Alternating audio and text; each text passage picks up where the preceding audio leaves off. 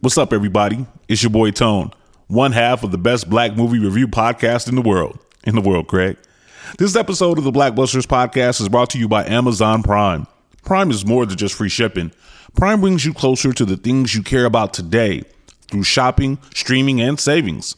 For example, did you know that you can listen to your favorite podcasts, like ours, through Amazon Music? Yup. You can also watch your favorite movies, like the ones we review on Blackbusters on Amazon Prime Video. Yup. But it doesn't stop there. You can use Prime to get more out of your interests. From purchasing behind-the-scenes books about your favorite movies to listening to soundtracks of your favorite films. Yup, and yup. Whatever you're into, or just getting into, Prime can help you get closer to it. Visit Amazon.com/Prime to sign up. From movies and music to passions and podcasts, it's on Prime. Hey y'all, so this week on Carefree Black Girl, Janelle Monae is our Carefree Black Girl of the Week. Shout out to Dirty Computer, her super bomb visual album. We talk about this crazy interview with Kelis that she opens up and breaks her silence after 9 years. And then we talk about values and things that we demand in relationships. Come on.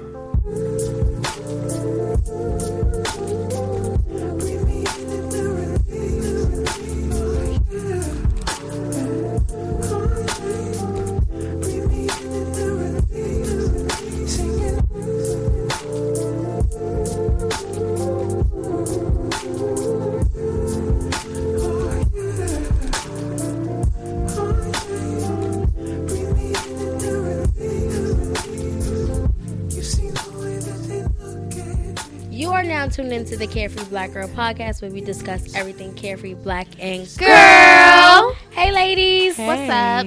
How you guys doing? This is Ivy. This is Daaj. And this is Rez. And you are now tuned in. Once again. But what's up? We have tons to talk about. Let's get into our Carefree Black Girl moments. This has been a very festive ass 2 weeks. Hello. And it came by so quick. I forgot. I thought we was just in the studio we were last weekend. But I think it works well like this. Like that every 2 weeks. Listeners, if you want more of us, let us know. Let us know, definitely. But just to get into the Carefree Black Girl moments, did y'all see the Dirty Computers by oh my gosh, Janelle Monae? That's my favorite song. I like that. What? Pink like that. Oh girl, Pink was. Oh my god, I watched that at work. Am I supposed to be watching this? Right. It's so fucking raunchy, but it was beautiful. So basically, for our listeners who haven't seen it, Janelle Monae released an album, and it came with the whole video aspect. An emotional picture is what she calls it. It reminds me of how Lemonade dropped, and it was just that's kind of how Dirty Computer was. Mm-hmm. But the looks and the message was just amazing. Basically, the plot was Janelle Monae and her friends. Why do you keep calling her Janelle? I don't know what I keep calling. I used to call her Janae too. It's Janelle. It's Janelle. Janelle Basically gets kidnapped. Not kidnapped. I'm sorry.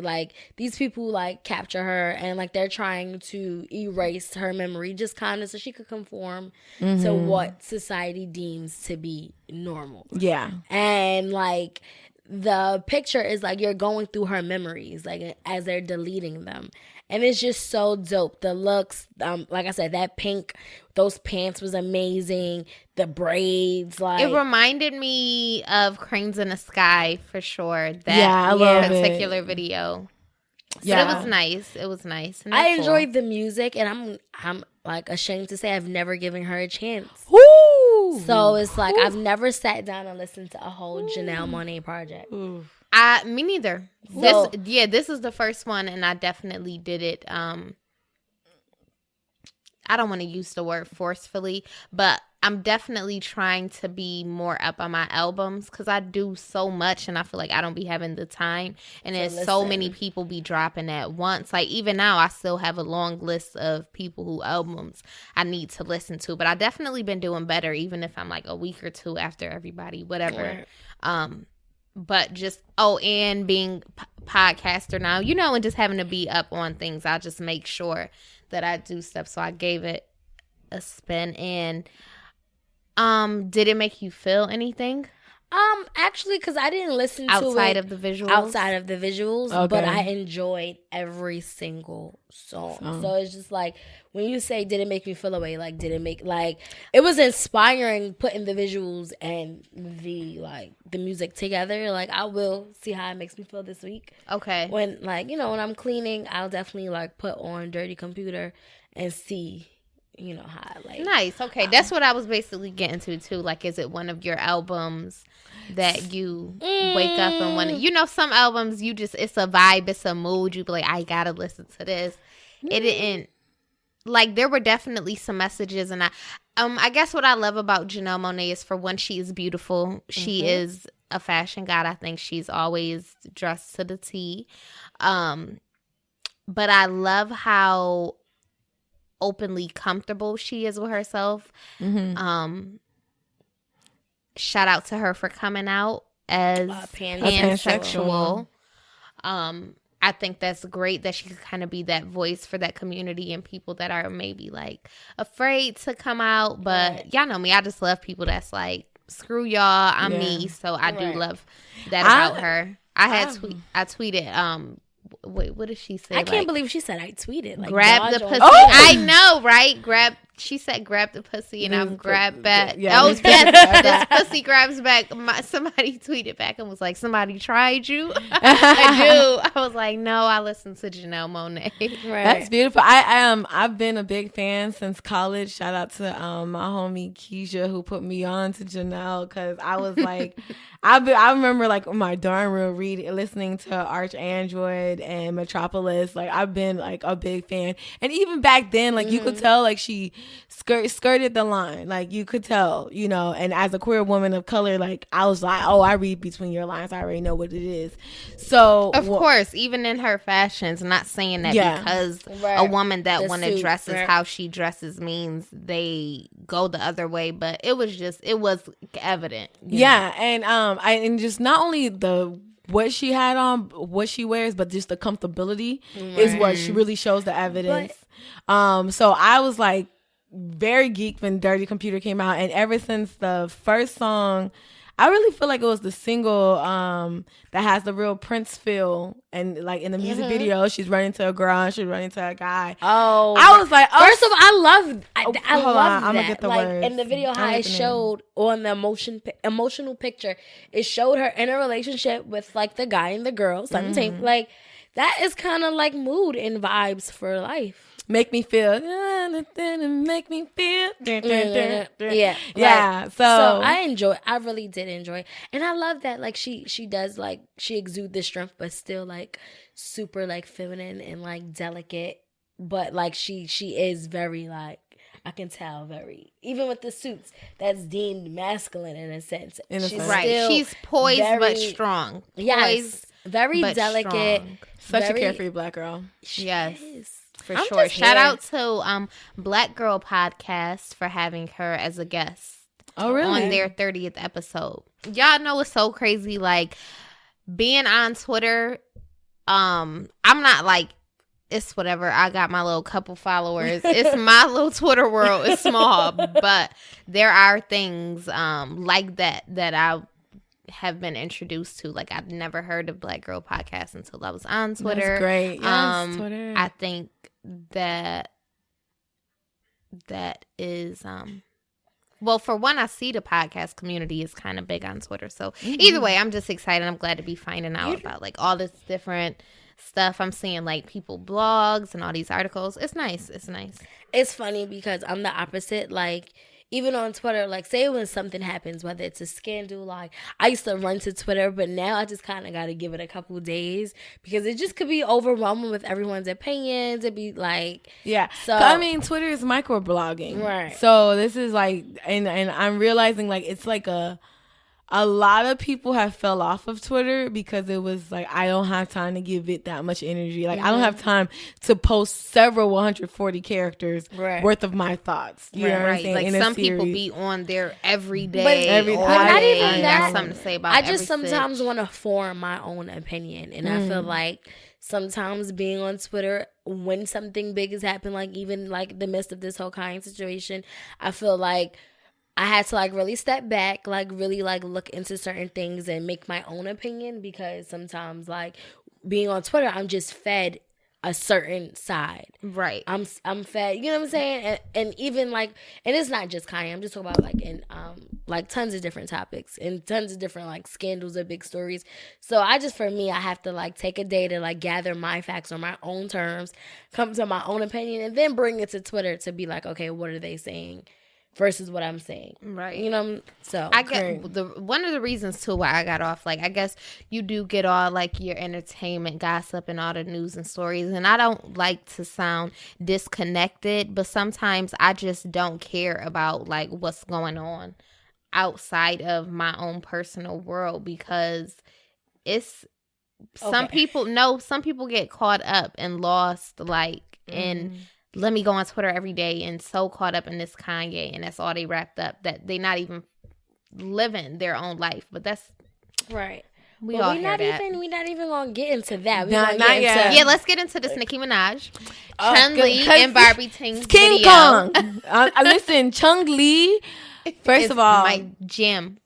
I love it so much because I just need to dance. Like, I'm about to toe wop every time I hear it. I'm like, that beat when it first dropped, before she even start rapping, swear to, it's so New York. I feel like I'm the only one in the world that doesn't like that. If I really, knew how like to get light, y'all, I be my shoulder. I like what she's saying. Swim. Don't get me wrong. I like what she's saying. Like, I love that in Chun Li or whatever, what she's saying, but I can't listen to the song. It's like, no, that's a vibe. So what is it? What is it about it? Because to me, the beat is hot. The beat is barring. Like, she got bars. All right. So my thing with Nicki is that, like, and I feel like she's just doing it on Chun Li. Like, she doesn't have to prove herself. So it's just, but she doesn't. She has to be the like, bad guy. She don't sound like she proving herself. She said, "I'm okay with being the bad guy." That's one thing I've said about her before, where sometimes she do things like never in her music I've heard it, but like sometimes with her posts and the things she say, like it was a time on Instagram where you could be like, okay, Nicki, now you doing too much, or she might post something. But Chun Li to me was straight up like badass. The beat was cool.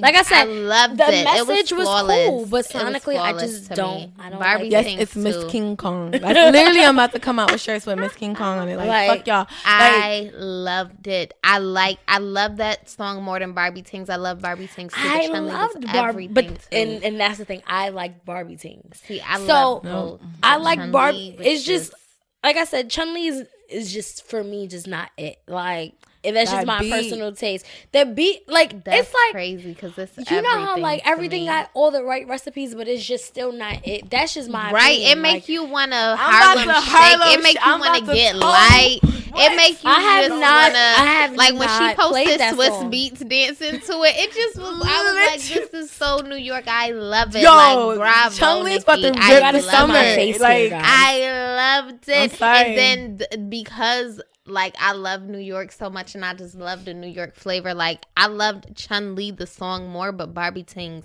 video was better to me because she was, like, being youthful and fun, and she was dancing with her girls, like, and she was doing her mannerisms like New York chicks do they mannerisms, like New York chicks mannerisms.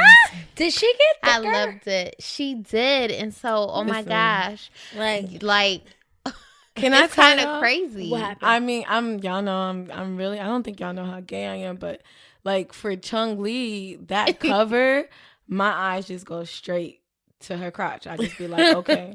I literally had it on repeat, and I just looked at, that's just where my focal point was. What, did you find out anything, or? I mean, I just feel like she's thick as fuck. Like, she is. That just the thighs and the meat and just the print, I was just like, my God. I'd be confused, like, where did it come from, though? Because Nicki was not always that she was thick. Of course we know where she comes from. But no, I don't, because besides of the ass surgery, shot, she been had surgery, and she was still...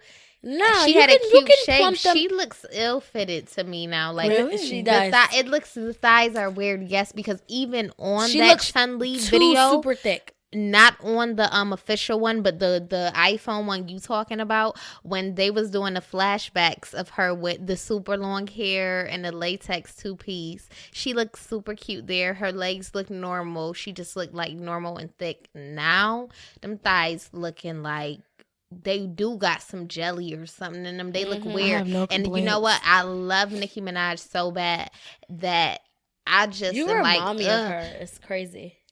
So many people tell me that I sound like her and whatever, but not your mannerisms. Yeah. Like when I was watching Barbie Tings, that's why I think I texted you. Love Barbie like you Tings. Remind me of. It's just so yeah. I loved Barbie Tings. I like the whole song. I like the video. So listen, when because Nicki posted the video of her walking at the beginning of the Barbie Tings video up on Instagram before, like, when she first released the songs. And everybody in the comments, not everybody, but majority was, like, body shaming her, talking about, ew, your thighs are making me nervous, you look crazy, all this stuff. And she deleted the video off of her Instagram. And I noticed it. And something told me when I refreshed it, it was going to be gone. Because I was like, they kind of going in on her. And Nicki has always been beautiful. So the thighs don't look like it matched the ass? No, it's just too big. And because I'm gonna show you Nicki, it's just like way over exaggerated where like, she never looked uncomfortable to me. She always had a big ass, but she always looked good. Like, it was obviously fake, but she always looked good. She didn't look uncomfortable. Like how Lil' Kim looked uncomfortable to me. That's where I was going to go next. But I was just kind of I didn't want to say it because I love Nicki, but this is my disclaimer because I got to keep it real at all times. I love her to death, but I truly wonder how she is in real life and like how she... just what's going on with her, and you got to think like how you treat people and like how them two are pitted against each other, kind of Lil' Kim and Nicki Minaj, and people could talk about Lil' Kim looks because that's the only thing people could say about her now.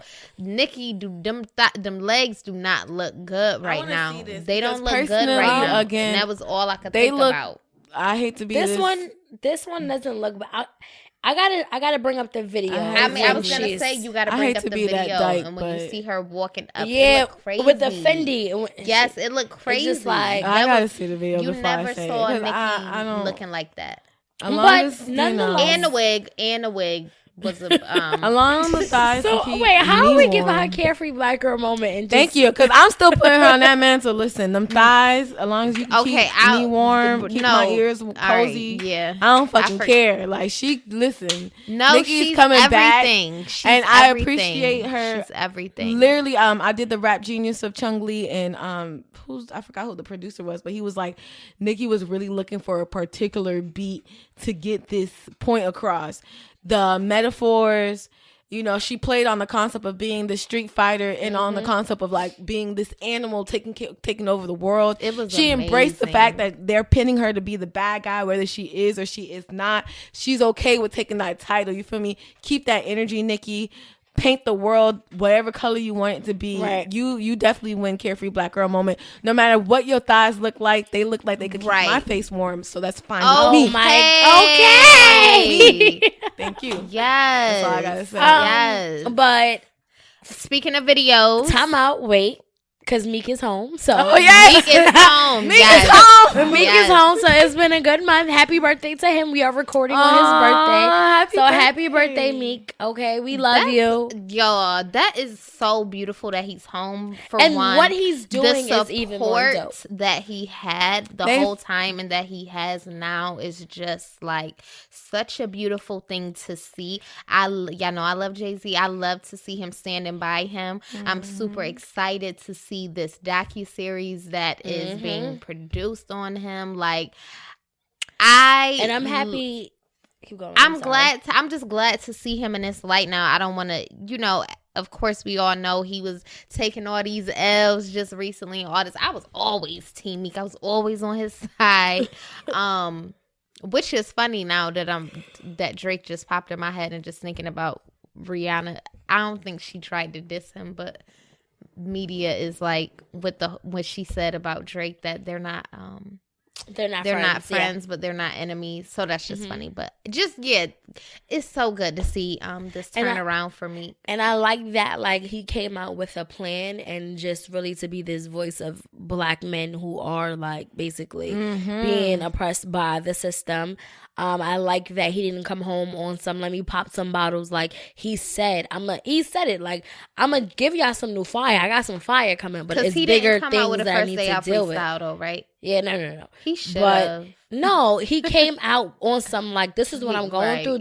There's men out there that is in jail that don't have the resources that I have, and it took him 5 months to get out. You know what I'm saying? So I really appreciate that he came out with it like on some tunnel vision. Like, nah, like I really got to be the voice of this struggle. So he didn't. I appreciate that. I mean, I am waiting for a first day out freestyle. Me too. But I do like that, he's really like taking this whole thing serious and he's being that servant for us. You know what I'm saying? And to double up or piggyback on that, like I really appreciate like these big figures in hip hop who are really shifting hip hop to be back to what it is, what it was meant to be. What's up, everybody? It's your boy Tone, one half of the best black movie review podcast in the world. Craig. This episode of the Black Busters podcast is brought to you by Amazon Prime. Prime is more than just free shipping. Prime brings you closer to the things you care about today through shopping, streaming, and savings. For example, did you know that you can listen to your favorite podcasts, like ours, through Amazon Music? Yup. You can also watch your favorite movies, like the ones we review on Black Busters on Amazon Prime Video. Yep. But it doesn't stop there. You can use Prime to get more out of your interests. From purchasing behind-the-scenes books about your favorite movies to listening to soundtracks of your favorite films. Yup, and yup. Whatever you're into or just getting into, Prime can help you get closer to it. Visit Amazon.com/Prime to sign up. From movies and music to passions and podcasts, it's on Prime. Which is a reflection of the Black and brown community and our experience in America. And this is going to allow us to segue to the Carefree. We're going to give our Carefree Black Boy moment to Childish Gambino and his latest video and song. Because I felt like America. that was the best description of what America is. And he had such a carefree Black boy, like the way he was moving, like he got the me vibe in the video. Whole vibe, just I'm so pretty, like how he just played. He played on, I guess, the masculinity. Like he just got on some Janelle Monae, like. He played with the lines, and I really appreciate it. He not only played with the lines, listeners, if you guys haven't seen the music video, hopefully by this time you have. I feel like he really played on, like, America really is this space, this territorial space where they are pinning things against you. They're giving you guns and drugs, and they're expecting you to still be happy. Or what I got from the music video is that people of color is still...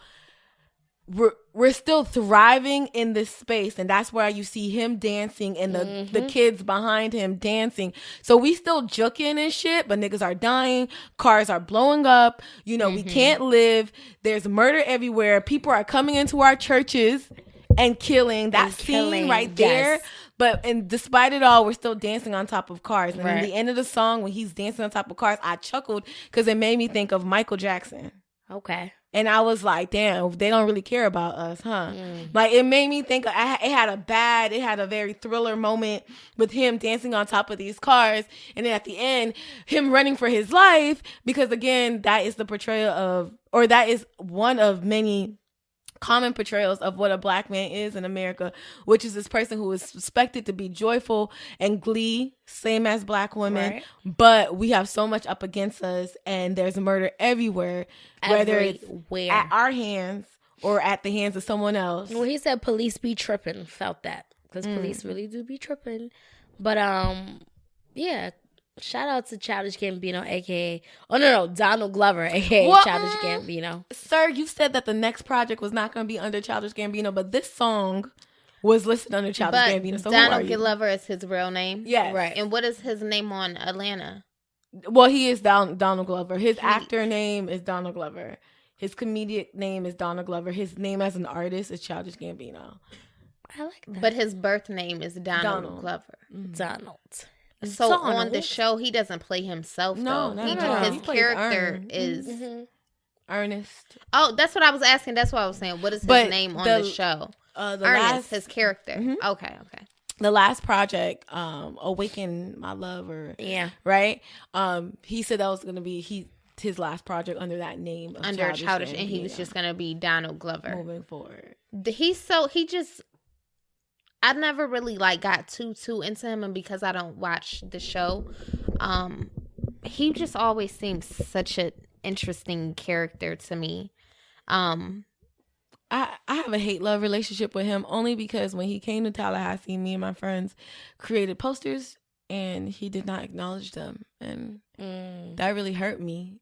So I love that. I think we was talking about that last episode, how back in the days, we used to do stuff because we was talking about Scream Tour. But today in 2018, I would love to show up to somebody concert with a t-shirt, a sign, the water jug with the beads. That would be so fire. I'm going to it just shot me out. Child just gave us we were on the floor seat. We came mad early. We did our posters mad early in the morning, and it was he saw through them. He didn't even be and I don't know. He added that tour stop, so I know he was hella fucking tired or whatever. A lot of my friends saw him in Atlanta the day before, and it was he was really interactive with the crowd, and he was not. So that kind of hurt me. But I listened to Cul-de-sac. I listened to Camp.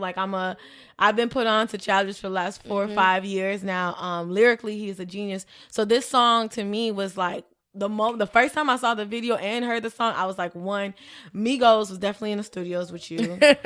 And 2, y'all probably got onto this conversation nah, let's bring this to a higher level, which is no matter how much money I make, I'm still gonna be running for my life, right? Because I'm a black man in America. What a sad, dope. That was a dope conclusion. I like that. Drops mic. Yeah. I literally, that video was clear. No matter how much money I make, I'm a black woman in America. I'm still gonna be looked at as the help. I mean, and that's just that's just. But you could dance through it. You could juke through it. You feel me? Right. You could juke through it. You could you feel me? You could but that's just what it's gonna be. I'm Henny sipping, that's a fact. And my connects across the map. I fuck it up and get it back. I fuck it up and get it back. I cop the work, then I dip. I sip the dirt by the fifth. Swim like skirt in the whip. A lot of work in the whip. So hit my line, tell me what you need. What's the info? We trade a bag for a bag, then I limbo. I cop the work, then I dip. I sip the dirt by the fifth. Swim like skirt in the whip. A lot of work. Okay, but girl. Well, girl. Kelis. Am I saying her? Yes. Kelis. The beautiful, fashionable Kelis. I love her. I've always loved her.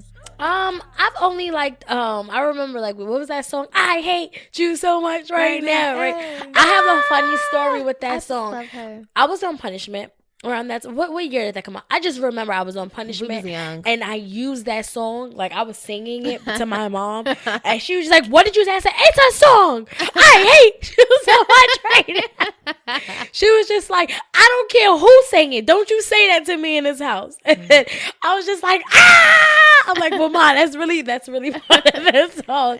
I don't know if she remembers, but that was so dope. But I really used music to express myself all throughout life, and when I heard that song, I will never that is one song that I will always remember because of Kelis, because that's how I felt. I was on punishment for something I probably did but didn't feel the need to be punished for, and I remember singing that to my mom, and she was just like, "I don't care who sang that song.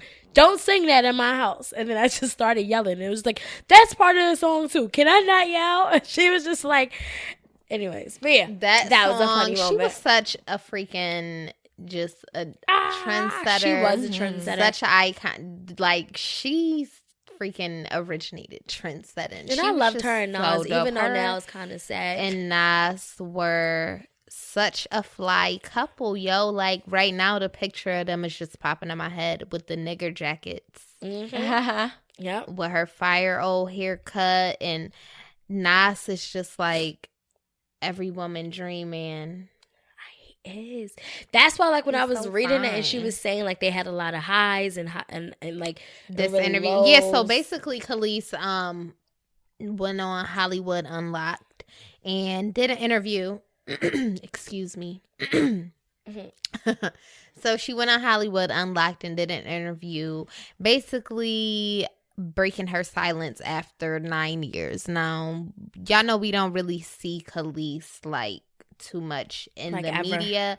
I followed her on Instagram, so I see like what she does, but it's mostly like she's a foodie. She's like super into food. She has a food truck. She makes sauces. Her brand is called Bounty and Full. So she's married. She has a 2-year-old child. So she's just like living this. She's super content and happy. Like she's just living this happy life, this happy carefree life with her new husband. But she kind of did this interview because she said, in her words, like basically she had just woke up and was just like, you know what, I've always been super private, but today it's enough. And I just want to share my story. And she basically told us Nas was beating her ass. She said Don't they say were it like beating that. each other. Yeah. Don't do that. And I I know. want to put emphasis on that because it's like I appreciate her being a carefree Black woman, but still taking ownership that she was like fighting back. Fighting. And I'm happy to hear like sis was fighting back to the point where she had to fight strategically, where it was rather like, you know, I'm going to hide my watches and my rented jewelry so that he doesn't break this shit. So, you know, you could put laying punches on me, but you ain't going to break this shit because I don't got time to lose out on my security deposit. Like, it was tragic. Like, I'm a Kelis fan. I appreciated acapella on Flesh Tones and Dreamer on Food. So those are her later projects. I love her voice, the raspiness, the strength in her voice.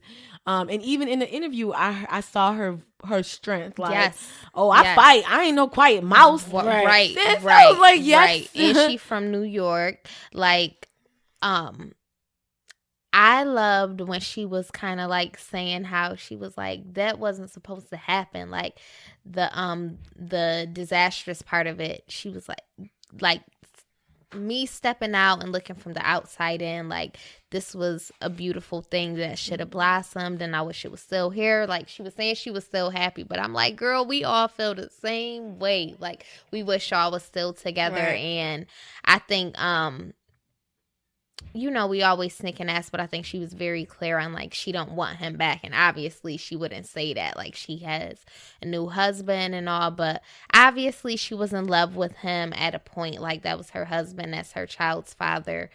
But I liked how she was able to like say that, like keep it real, saying that he ain't doing what he's supposed to be doing. He's not the man that we think he should be, but just still acknowledging how it was super dope. I guess what hurt me the most was to hear like the boy's 8. He's been to 2 birthday parties. Yeah, He doesn't know where his school is. He called and asked for your address. He should already know your address because your child is there. You understand? How easy is it? Can I ask you, how easy is it for you to like turn the switch the other way, or turn your cheek to someone in the industry or an artist, somebody that you looked up to, that you loved for so long, because you hear a story like that? You know what I mean? Like for me, again, I'm a product of a divorced family, and I love my father. He was ever present in my relationship, in my growth. No teacher, dean, or professor can confirm if my parents are divorced because they came together as a unit. My father would drive from Miami to Orlando for parent-teacher conference, and he's a teacher his damn self. Right. You understand? So no, I don't. I'm removing Nas as the artist, and I'm seeing him as Nasir Jones, as the father of an 8-year-old that you haven't been to 6 birthdays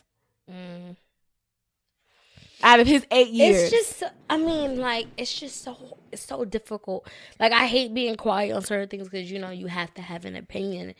But it's just like, we don't. Like, I feel her. You know what I'm saying? Like, and it's just like, but it's also super hard to remove. Like, do we cancel him? Because, like, I feel like, I mean, he's being held accountable by, like, the mother of his child. But I don't know. Like, it's just this is a funny line because I'm super against R. Kelly because of, you know, the allegations. Yo, so it's just like, they why about to can't I do crucify. the same thing with Nas? And You know what I'm pick and saying? choose. We do pick Even and with choose. Fab, I feel like we pick and choose. We do I ain't pick no and team choose. Fab. We pick and choose. We We fuck pick him and and that little choose, knife. and it is a little different though because I think I've said this before too because I hate to say like that it's normal.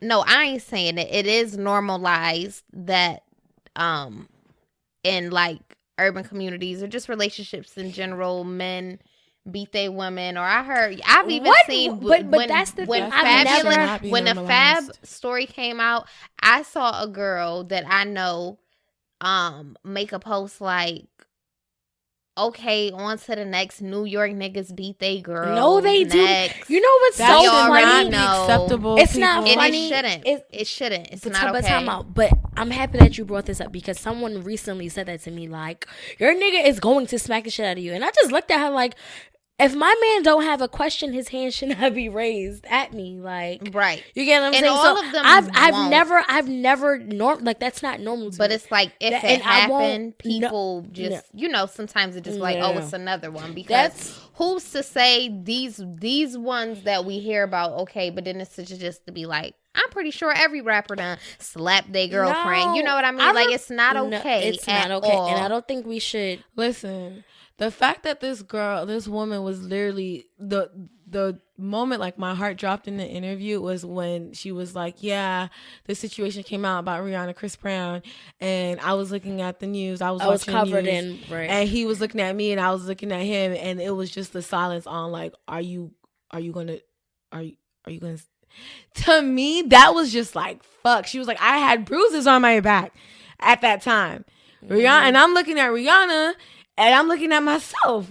But how she many said other women were in that same There are situation? many women who are in that same current present time, whether they're a celebrity or not. Exactly. And it is for us as within the urban community to say, one, this is not acceptable, and At two, all. how do we change this?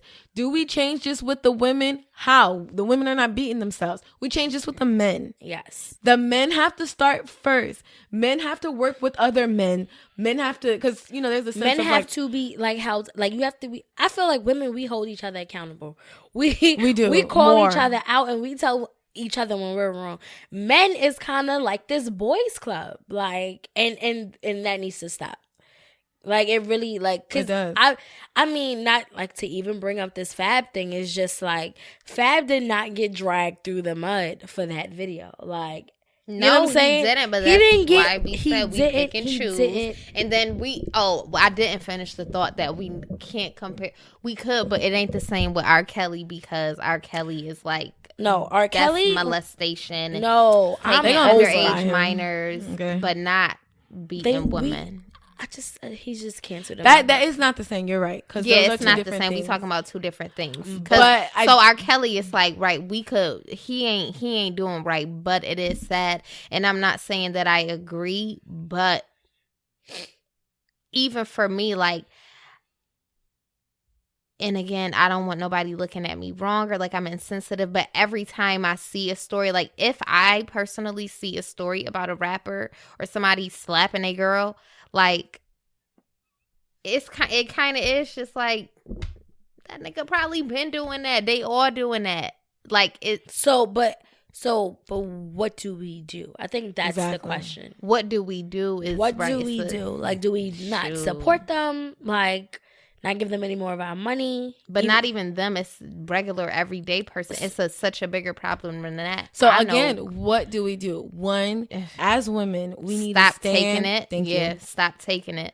Stop taking Stand it. our Not, ground. and also, but a lot of women don't come out because they're afraid to look weak. So we, as women, And we that was her also, thing. Or some we men is so also crazy have they to do be threaten. comforting and consoling. Like, I'm not gonna front. When I was younger, like I was that girl, like what, you let him hit on you? Because I was in a situation and guy hit me one time, I was out. Like what? Like I'm not dealing with this. Right. But not every girl is like that. You know what I'm saying? Some girls think that it's normalized to them. They think that it's love. That is so we funny, have to be able to cute. understand and console another woman instead of like judging them and looking down and calling them stupid and calling them weak, because that's going to prevent people from saying, oh, hey, I'm a victim as well. Yeah, I agree. Yeah, I do. I also feel like we have to understand, like, it don't be like, hey, little mom, what's your name? And then they backhand slap you. It starts real small. It be little, and the next thing you know, you're madly in love with someone who's your abuser. Right. So I think, one, we need to understand, like, the signs as women.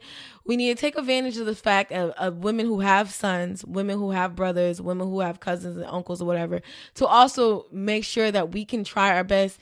I hate when we call black women nagging or whatever, but put your foot down. Yeah. If you know your homeboy, your cousin, your brother is doing wrong by this woman, put your foot down and be like, don't treat her like that. Right. You feel me?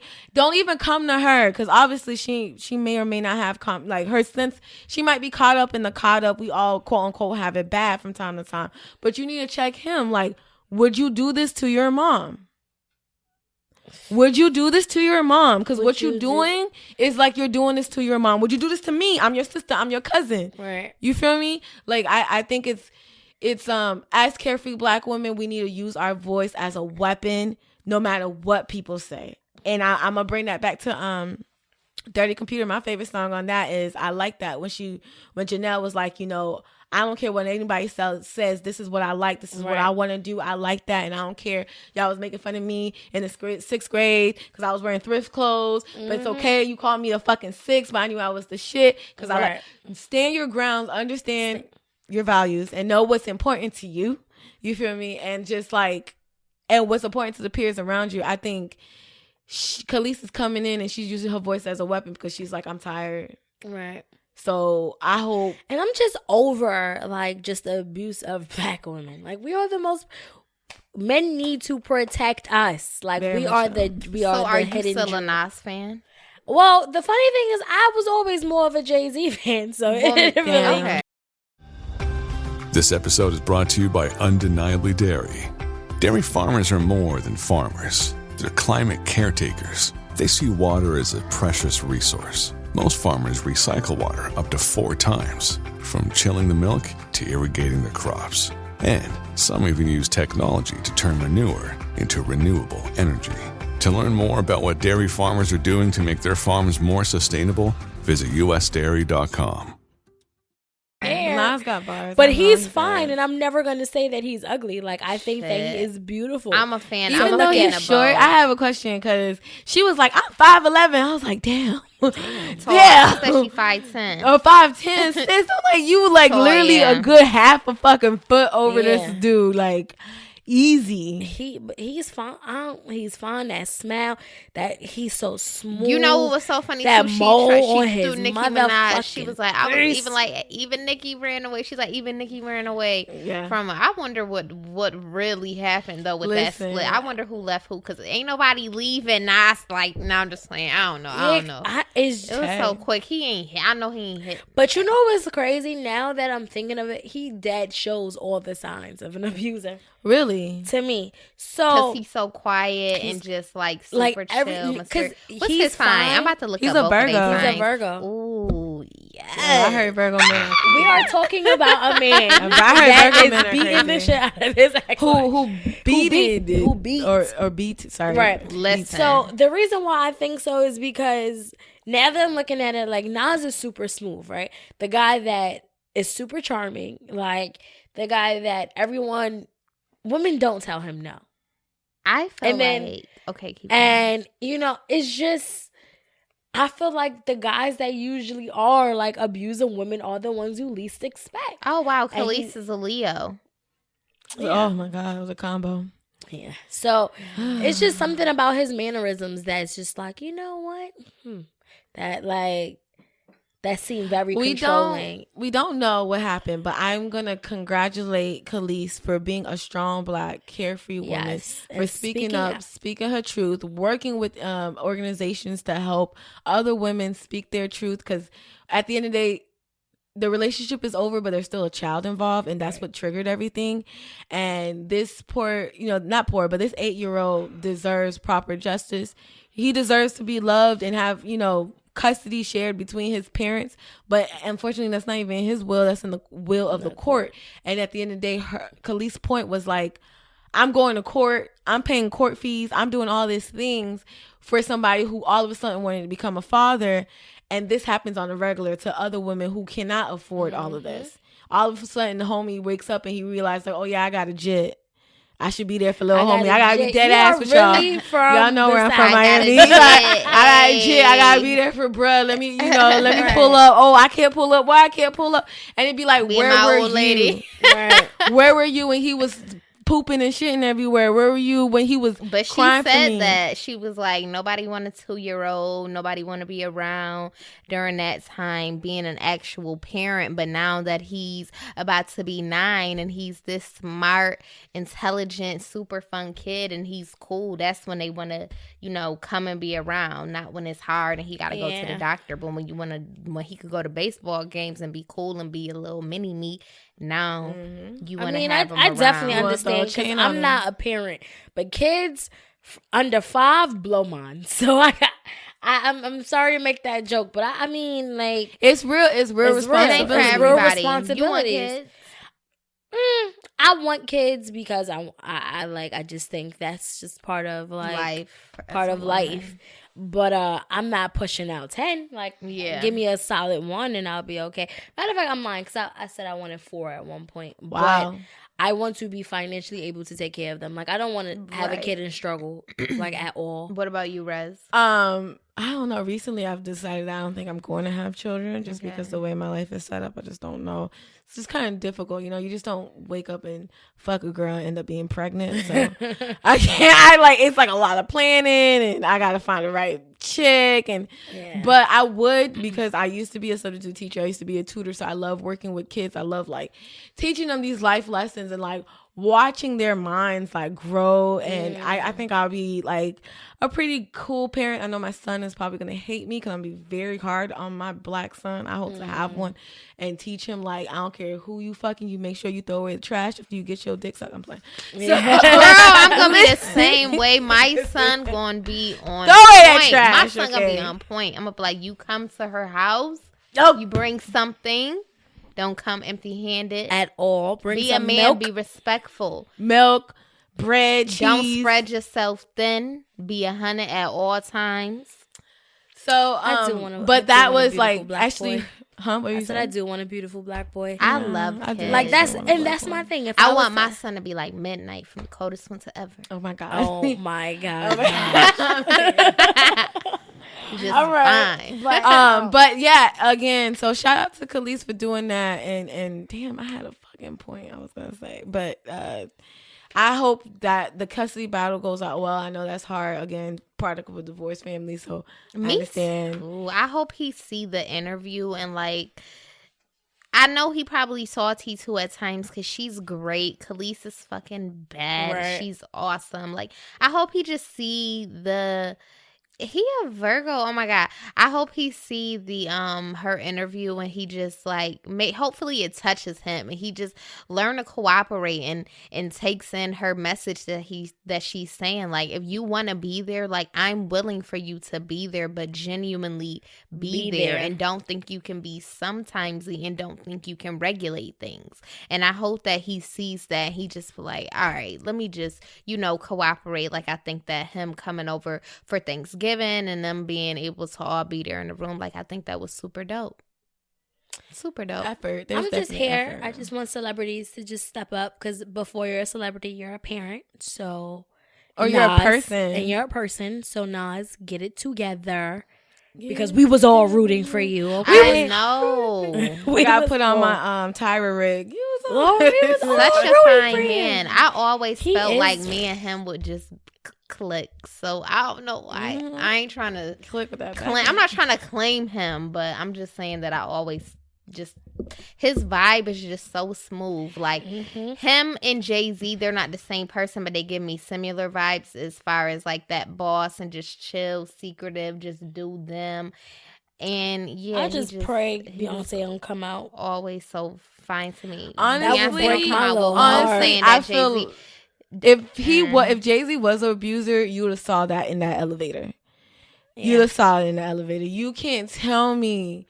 I really, like, I know a lot of real niggas was watching that video, like Solange would have got backhand slapped. Yeah. I think Jay-Z kicked and he held that foot like a football, like, yo, I got it. Okay, you feel me? He put the foot down. She spit at him. Come on. I think he practices life so well. I think he just... but I don't put it past him. I love that man, but I don't put it past him. I don't know. I think Jay-Z is just so aware, and he's just so into evolution, evolving. And he's the only guy out of like his sisters raised by his mother. Just being sharp. So, yeah, I don't see that's that. Like I look at but that. You never know. You never know. That's true. Can't do that. He loved his wife so much. I also want to shout out Love Begins with L. They're a company that has organic pads, tampons, and condoms.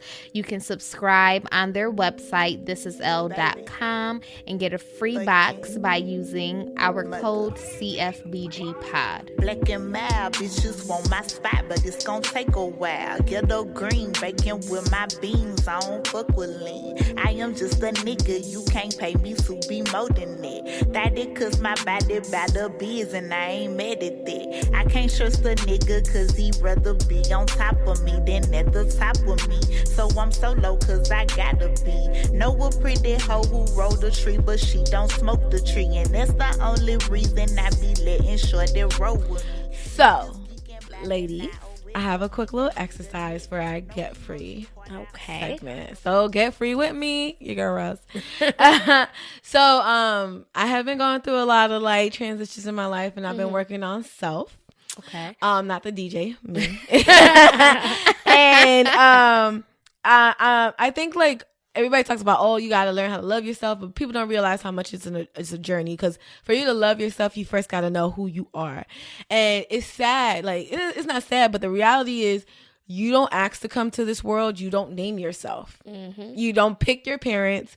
You don't pick your living environment. You don't pick your social economic status. You just show up. Right. And have to deal with the cards that are being dealt. So I actually had an opportunity to mentor 6th and 8th graders on Friday from the Urban League. And I told the 6th graders, like, take this time in middle school before like your life starts like spinning out of control till you just get to know yourself. Mm-hmm. And am I normally a follower, or do I like to do my own thing? Am I a loner? Do I like people? So in the process of me getting to know myself, I've dabbled into numerology. Okay. So I want everybody, you, Daaj and Ivy and myself, we're going to do our life path numbers. Few folks who know about numerology is the study of numbers and the concept that there is meaning behind numbers. I think it's a really big thing. Numbers have always been big to me, especially because I went to like an international school and I understood the difference between Roman numerals and Arabic numerals, which is what we use now. And just like how were we able to form numbers as a people, and then like the legacy behind it. Life path number is actually the addition of your birthdays. So you add the day you were born, the month, and the year, and there's meaning behind every number. So I sent you guys the link, and I could post it. Right. We're gonna use a calculator from 7thlifepath.com, and we're gonna calculate our life path number. So ladies, I know you guys, I'm gonna give y'all some time to pull it up because. I got mine. You don't have to say your birthday if you don't want to. I got my life path number. What was your life path number, Ivy? So my life path number was 33, which is a very rare number. It's a very nurturing and responsible number. I don't know about the responsible. I'm getting there, though. Okay. It says 33 is the master teacher. This individual's focus is on reaching the world and uplifting the loving energy of mankind. They are not concerned with personal ambition and have great devotion to cause. life path number 33. This number has a high energy and is concerned with doing good in the world. I think that's pretty accurate as far as like the high energy and being concerned with doing good in the world. It's funny because I just thought that it was just basically how my mom raised me. Like, she's just a giver. She's very compassionate, and I feel like she instilled those values into me. So to see that, 33 is the master teacher, it kind of just like it just kind of like confirms everything that I felt about myself and like my place in this world. Yes, amen. So, master teacher. Yeah, master teacher. All right. So, all right. So my birthday is August 24th. I'm a Virgo. Hey, Virgo. So my life path number is 8. Okay. So, those with the life path number, I'm gonna just read this. Those with life path number 8 tend to be a better judge of character and attract the right kind of people to work with you towards your vision. This makes you a natural executive and excellent in the business or political arena. You have a need for success and a strong desire to be recognized for your achievements. This leads you to not feel safe unless you have found a way to establish financial security, and because you are more likely to consider status important, you may be tempted to live above your means. You should also pay special attention. You should also pay special attention to telling and showing your loved ones that you care. Being a good provider isn't the only way of doing this. It is difficult for an 8 to take advice. When they make a choice, they must feel it as their decision, not someone else's. As a result, they do tend to learn the hard way. 8s are very honest, and by being so blunt, they unintentionally hurt feelings. Although they can sometimes appear insensitive, what is going on inside them is the exact opposite. They do feel deeply about everything that goes on in their life. People with the life path 8 are born with natural leadership skills. If your life path is an 8, you are very ambitious and goal-oriented. You have strong organizational skills and broad vision, which makes you successful in business. And that is so me. Really? What about it? So, for one, how it started, like, it said you tend to be a better judge of character and you attract the right kind of people to work with you towards your vision. I feel like I know everything. I feel like I could read people, and I definitely feel like I have attracted a good tribe around me to work with. Definitely. Even y'all, I feel like I got the right people around me. And then it's basically just going into how I'm like, so it's so important to me status is so important to me and being successful. And that's so me. That's like everything that I'm working towards. And I want the popularity and the success. And then the end, it kind of just wraps it up and say that I'm a natural leader. And that is definitely me. Like, when it said the financial, I'm like, oh, that's definitely done. Yeah. When it was like, you need your finances. And then it was just like, you may tend to live above your means because you need the status. Like, yeah. And then leadership. I am here to put people on. What about you, Ivy? Like, you said it all aligns with you too. Right. So mine's definitely that, as far as like it focuses on like people. Those with life path number 33 want to use their life to raise the consciousness of as many people as possible. Their concern is the earth and all of the. See, this is the thing, because it's just like, I mean, I care about the earth and things like that. I just kind of want to just like show people through how I live more so, like, just healthy ways, just to be happy, to be responsible. But for the most part, it definitely aligns with my whole path and how I am as a person. Like, I've always gotten that, like, your energy is so dope, or like, you're so nice, or whatever. So, and I'm the master teacher. Like, I'm always trying to include people and trying to like get to the bigger picture and make things happen. So yeah. Cool. So my left path is 7. And I looked on, again, we did our calculator on 7thlifepath.com. And I would say Astro Style is like a place that I always go for my horoscope. They also have some numerology. I'm going to read my life path from Astro Style just to shout out multiple sites that you guys can go to and learn more. So 7, your purpose is to develop spirituality, data-driven analysis, intuition, trust, and openness. And it's funny because Daaj, you and I are both Virgos, but I'm a 7 and you're an 8. So it says, understand that these themes will be reoccurring issues throughout your life. Your life path number indicates what you're evolving into, developing, aspiring towards, and learning about. So while you display innate gifts and talents in the areas of emphasis, you'll also experience some consistent obstacles as you master your life purpose. In alignment, so, I'm data driven, refined, truth seeker. Out of alignment for me is like critical, obsessive, secretive, which is kind of true about me. And I appreciate the Astro Style definition because the key is, it explains to you the key of your life path, which is for the 7, can you accept that you're both an intellectual and a psychic? As a 7, you're always seeking the answer to life's big and small questions. You live mostly in your head and tend to intellectualize everything. You're learning how to manage and understand the emotional side of life. You're actually quite a sensitive and emotional person. Yet that part of you feels foreign. Understand that you're on a different wavelength than most people. You're great with any career in time, research, science, data, collection, computers. Yet you can also feel the pull of your more intuitive sides and be drawn to healing arts, metaphysical thought, and self-exploration. Lastly, it says you're here to be a truth seeker.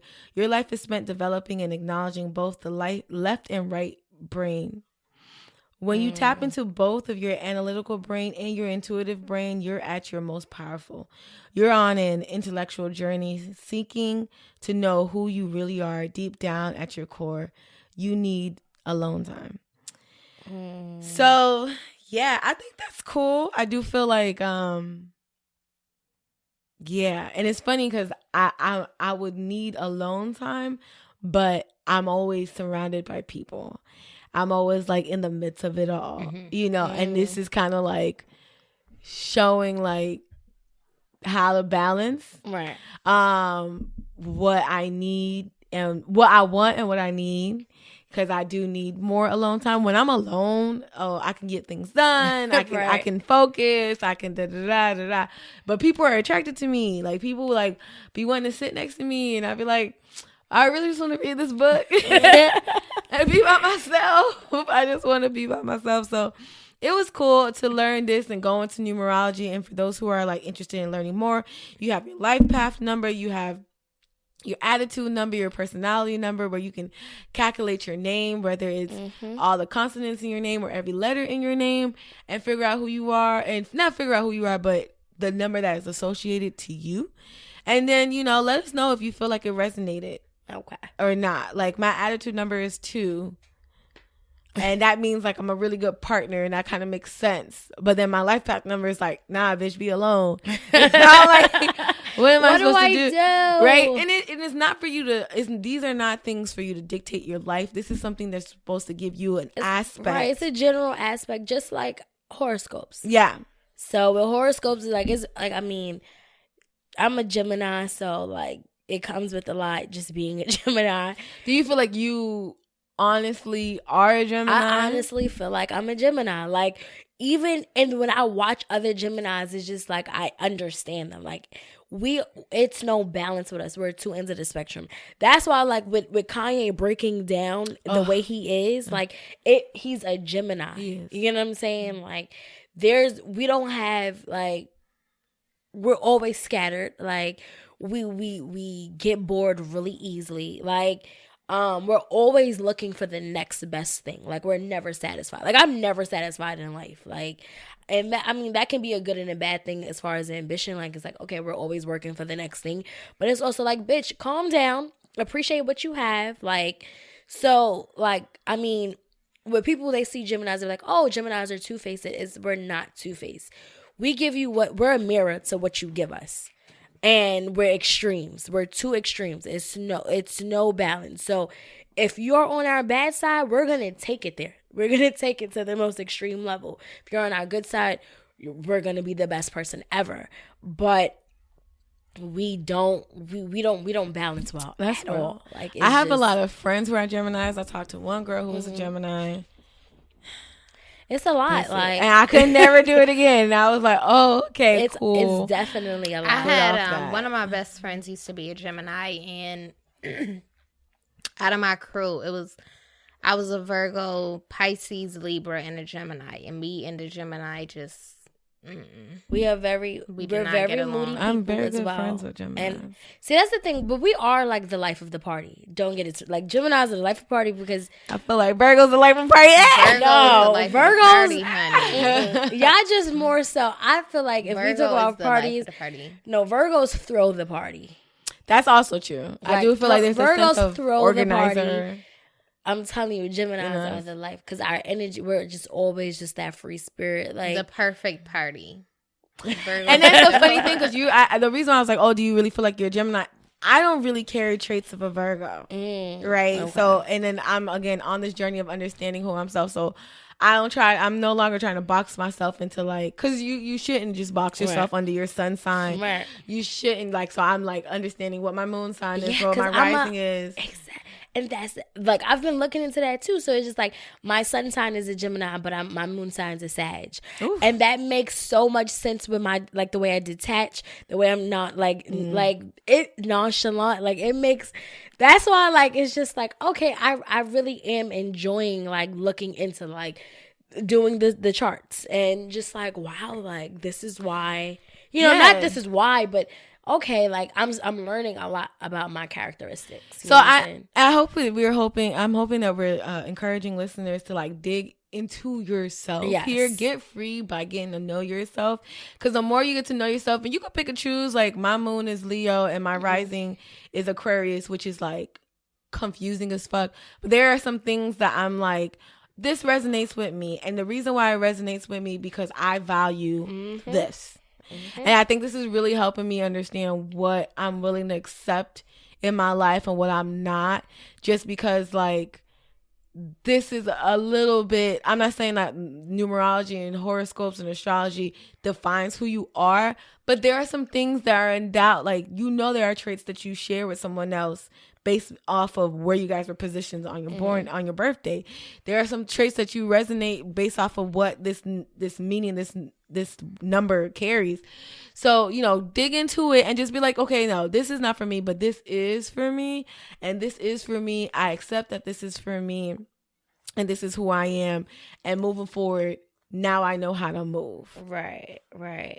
And I mean, like, it's just, and then you learning more about yourself, your values, your characteristics. And we would listeners, just to bring out into our conversation about values. Daaj, do you want to start with like how it sparked up your self-care center? Yeah, how this week. So basically yesterday I just had a few days ago. I posted a picture of some shoes, and the way shoes, my mind works is like a picture could set me off. And like I literally do not have guy problems. I don't have a man. I don't have a boo, but I could go on a rant like I got dude problems. But I made looking at the shoes and not having the money for them right now just had me go off on this rant. And I basically just like brought a dude into the situation, guys in general. But I was basically just saying how like dudes that want to talk to me or be in my life need to buy me things. And on that specific day, I was like speaking about those shoes, and I was saying how like you can either buy the shoes or you can get blocked. It's simple. So for me to expand on that, based off of your number life path being an 8, and it's saying that, what did it say about materialistic things? It said like oftentimes you live outside of your means, or right. Yeah, and don't quote me on this. We might have to cut this part, but let me get this right. What did it say again? It says You have a need for success and a strong desire to be recognized for your achievements. This leads you to not feel safe unless you have found a way to establish financial security. And because you are more likely to consider status important, you may be tempted to live above your means. Okay, period. So, one, do you think is status something that you value? And does people buying things add to your status to you? Like, I mean, being a person of value is definitely important to me. And does somebody buying me things add to my value? So I'm genuinely into shoes and bags and things. I'm into fashion. That's the work I do. I'm a wardrobe stylist. So for me, that is something that I'm passionate about, and keeping myself together. I shop every day. That's a part of self-care for me, having to have the new something or just wanting it. It makes me happy. If I don't have something new, I could be stressed out. Or like buying me a new pair of shoes can be therapeutic for me, or it can help me deal with something that I'm going through, and it's the truth. So basically a dude called me superficial for making that post saying like you can either buy the shoes or you can get blocked. I was called superficial for that, and I had to explain to him that no, like I'm not superficial. I just like nice things. So regardless of what it may have been, like if I was a foodie and my whole life was based on food, I would be wanting luxury meals and let's go to these 5-star restaurants every whatever because I want to taste all these different dishes. So that just happens to be my vice. Like I'm a shopper. That's what I'm into. Mm-hmm. It's funny because Go ahead. Dang, I lost my thought. Sorry. No, because I was trying to see, like, do you feel like I think you got it right, like, and it kind of aligns with your life path number, which is like the concept of success. You want to be successful in this industry, and to be successful in this industry, you got to have. I have to look the part, right? You gotta look the part. You have to, right? And it is your fiend to be successful. And it just happened that your industry is fashion, but like you just said, exactly. If my industry was food, being a food critic, I would have to be able to get into these restaurants and sit at and have a seat at these tables. That is what's going to be necessary for me. So now, sir, if you want to have my time and my undivided attention, you got to help me get to that point. Exactly. If I was a designer, I would probably be showing dudes fabrics that I couldn't afford, you know what I mean, or the next big sewing machine or whatever it happens to be. And I just wanted to give the message to dudes, for one, that no, it's not girls or me being superficial. Like I said, I just like those nice things. And I wanted to give the message to girls to not be hesitant or like afraid to open your mouth and ask for something, because women, we are a gift. And I know like that debate of like 50-50, dudes always want to talk about like 50-50 or, oh, what you doing for me? Or would you buy me things? Right. Or it's just like, dude, all these years down the line, we do not have to keep explaining. Just like our general nature is we have so many natural gifts without having to do anything. And we appreciate dudes. Thank y'all for being y'all. But there are so many things that, like, not to be cliche, but y'all can't carry a baby and give us a baby. We already just naturally have that. And then at the end of the day, women are natural providers. So men, right. If she cooked for you, that's something. And she even asked you for money from Mrs. Dash or McCormick to season that fucking meat, that was something. You feel me? Because you eating good right now. You feel me? You ain't asking Bae to pass the salt right now. Where the salt come from? Like, so I get where you're coming from. I do feel like that's a very big point, that I'm going into this world of like tolerance and what you're willing to tolerate and what you're not. And that's why back to the concept of values and knowing yourself. Mm-hmm. So Daaj, you would say your value one of the biggest values that you need a significant other to understand is that you need to be able to help me get to my point of success, which means for me, I need to be compensated for me. I think for me it's different in general because I'm a person who enjoys being alone. I'm okay with being alone, and I don't really go out to pursue dudes. Mm-hmm. So me letting you into my realm is already like, I'm already thinking off the rip, like, okay, what you gonna do for me? So what are your values? My values are, hold on, because now I gotta think real quick and separate values and morals. I gotta separate values and morals. And again, your values, as in what are you expecting from your based off of what you know about yourself. What are the things that you are expecting from a significant other to bring to the table because it is important to you, it's a priority to you, and it should be in your head an exchange?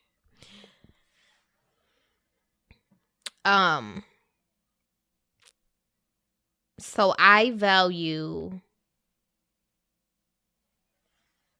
I'm trying to answer this question right. Because I know like values, it's like personal beliefs, right? Mm-hmm. So, I do, like, as far as partnership, I do definitely think it's not even 50-50, it's 100-100. Mm-hmm. I do believe that the man is the breadwinner. However, like, watching my mom work my entire life, so I know, like, okay, like, I do have to bring something to the table, and it's just not like, let me rely on this guy for everything. However, like, as far as like liking nice things, we're gonna love each other differently. You know what I'm saying? We should love each other with the same energy. But you buying me nice things, first off, my clothes cost way less than men, so there's that.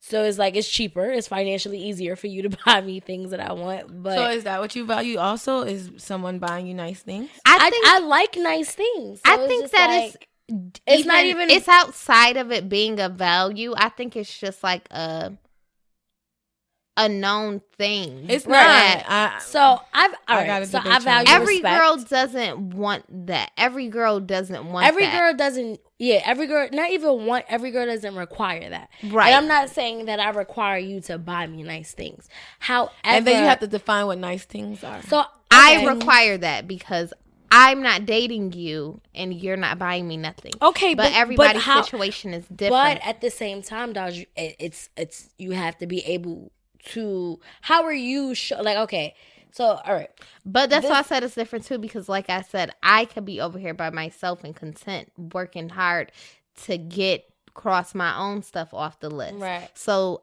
the fact that you're disrupting my peace and I'm allowing you, because like I said, I didn't pursue you. Mm-hmm. Then I need you. I feel like I could be 100% over here working on getting my stuff for myself. If I'm allowing you to come in, that's pulling me away from what I should be tuned into. Mm-hmm. So then give me a reason for me to be over here. Right. So and then I think I see where you're coming from, because now, Daaj, you, as you speak right now, are in no pursuit of to be in a relationship. Right. You're like, I'm good over here. If you want me to entertain you, you have to exchange this.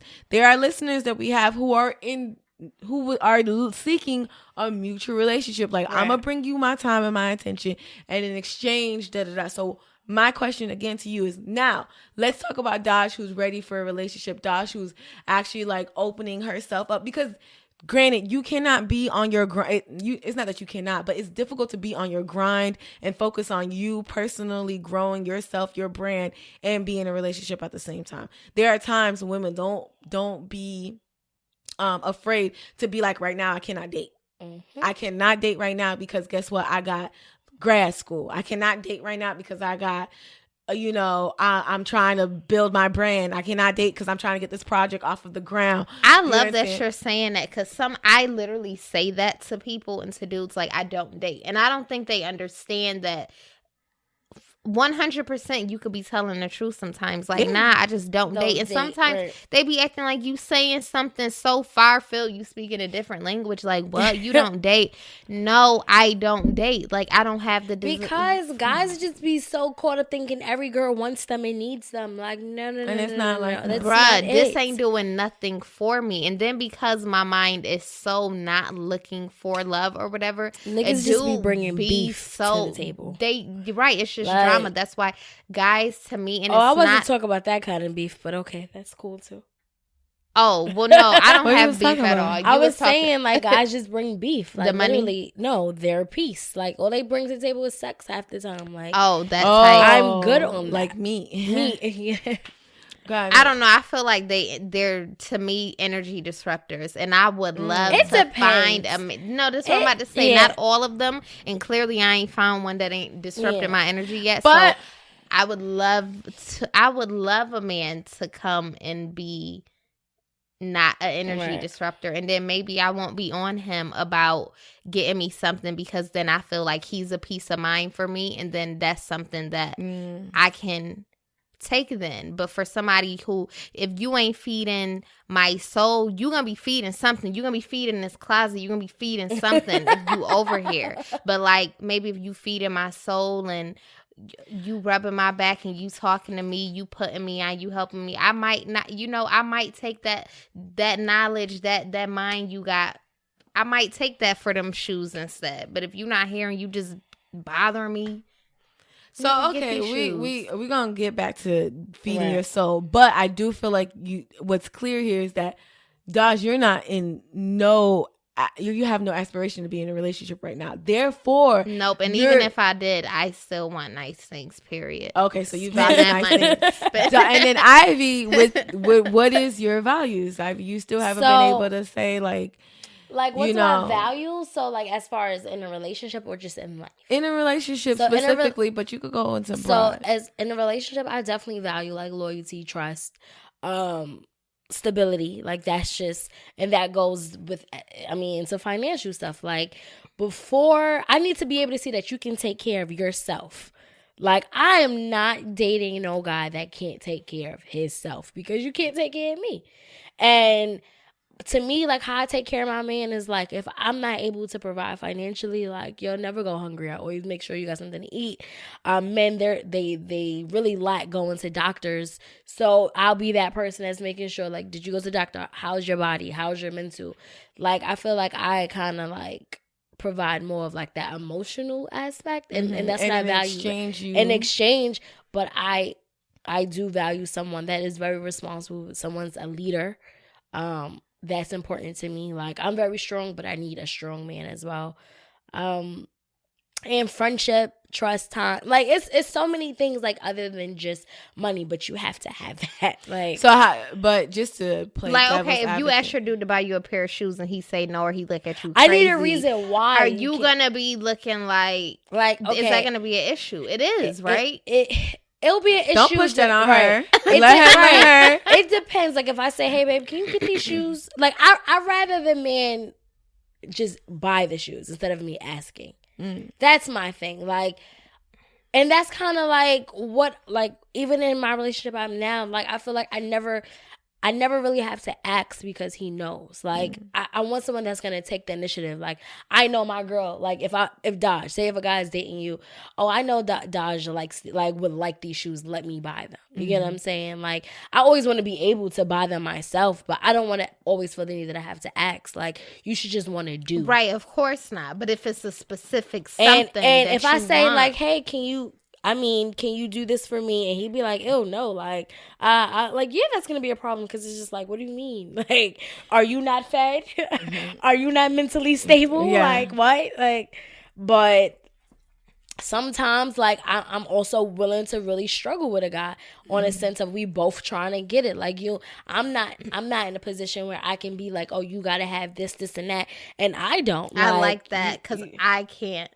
struggle with the and guy. I love you for knowing and yourself. it's not funny. Yeah, I love cannot you because struggle. you can't buy the latest Jordans for that no nigga. Yeah, but you also are not looking for a nigga to have to. Excuse me, you're not looking for a man. I'm not using that word. You're not looking for a man right now, so you don't need that. You know you don't have the budget for no J's. Right.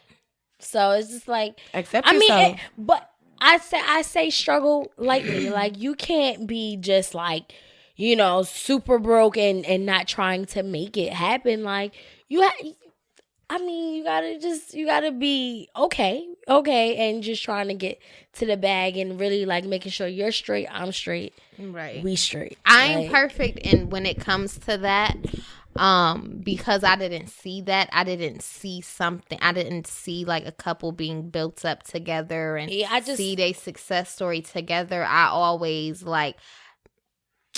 Then here goes that word superficial, but I always kind of just lived like I really placed myself in Hollywood as a young child and always just saw myself being successful and knowing that there was no other option, that's how I live my everyday life, and that's just how things are applied to life. So whenever I thought of a man, I always compared him to celebrities and what those girls are getting to the rich men, and I just always felt like, oh, you got to do this, and like, so that's why I say I'm not perfect. And again, it's back to your path number that you see your success so much. Yes. That you don't care where you are. That person is supposed to meet you. Right.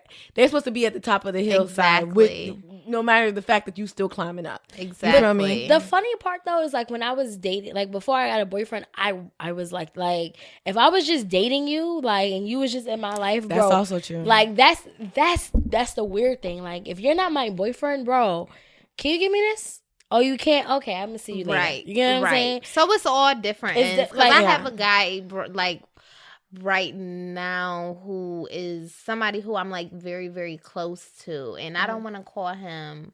When we were like dealing with each other, he wasn't my boyfriend, but he was my man. That's funny. He wasn't my boyfriend. He was my man, and now he's kind of back around. But we just cool. We just taking things slow or whatever. But definitely with him, like I still ask for stuff. Like I'm still like, nah, I need this. What you gonna do to get it?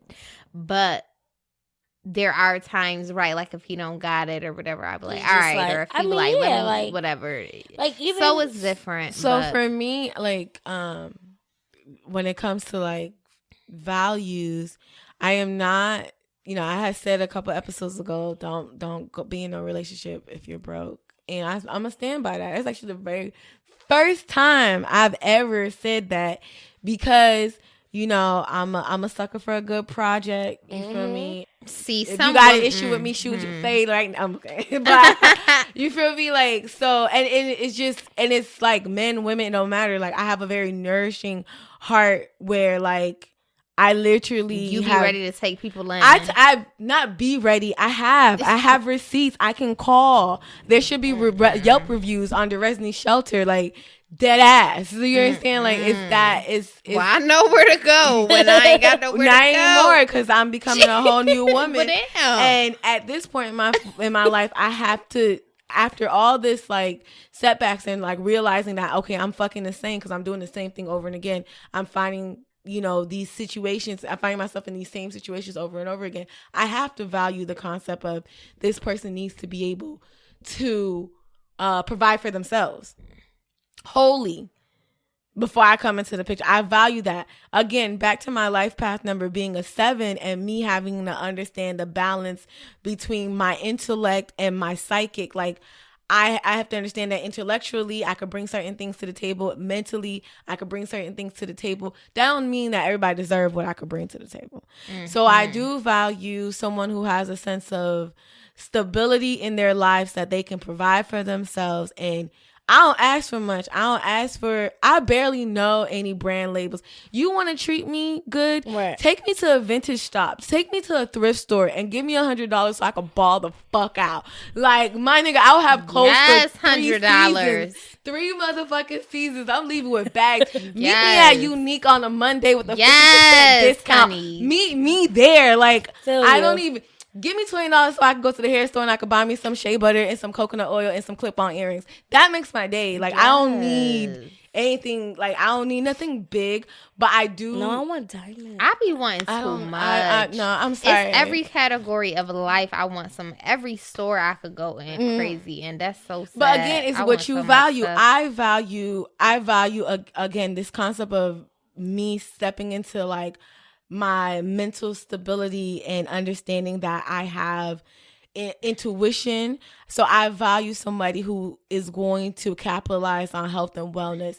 Let's go to a yoga studio together.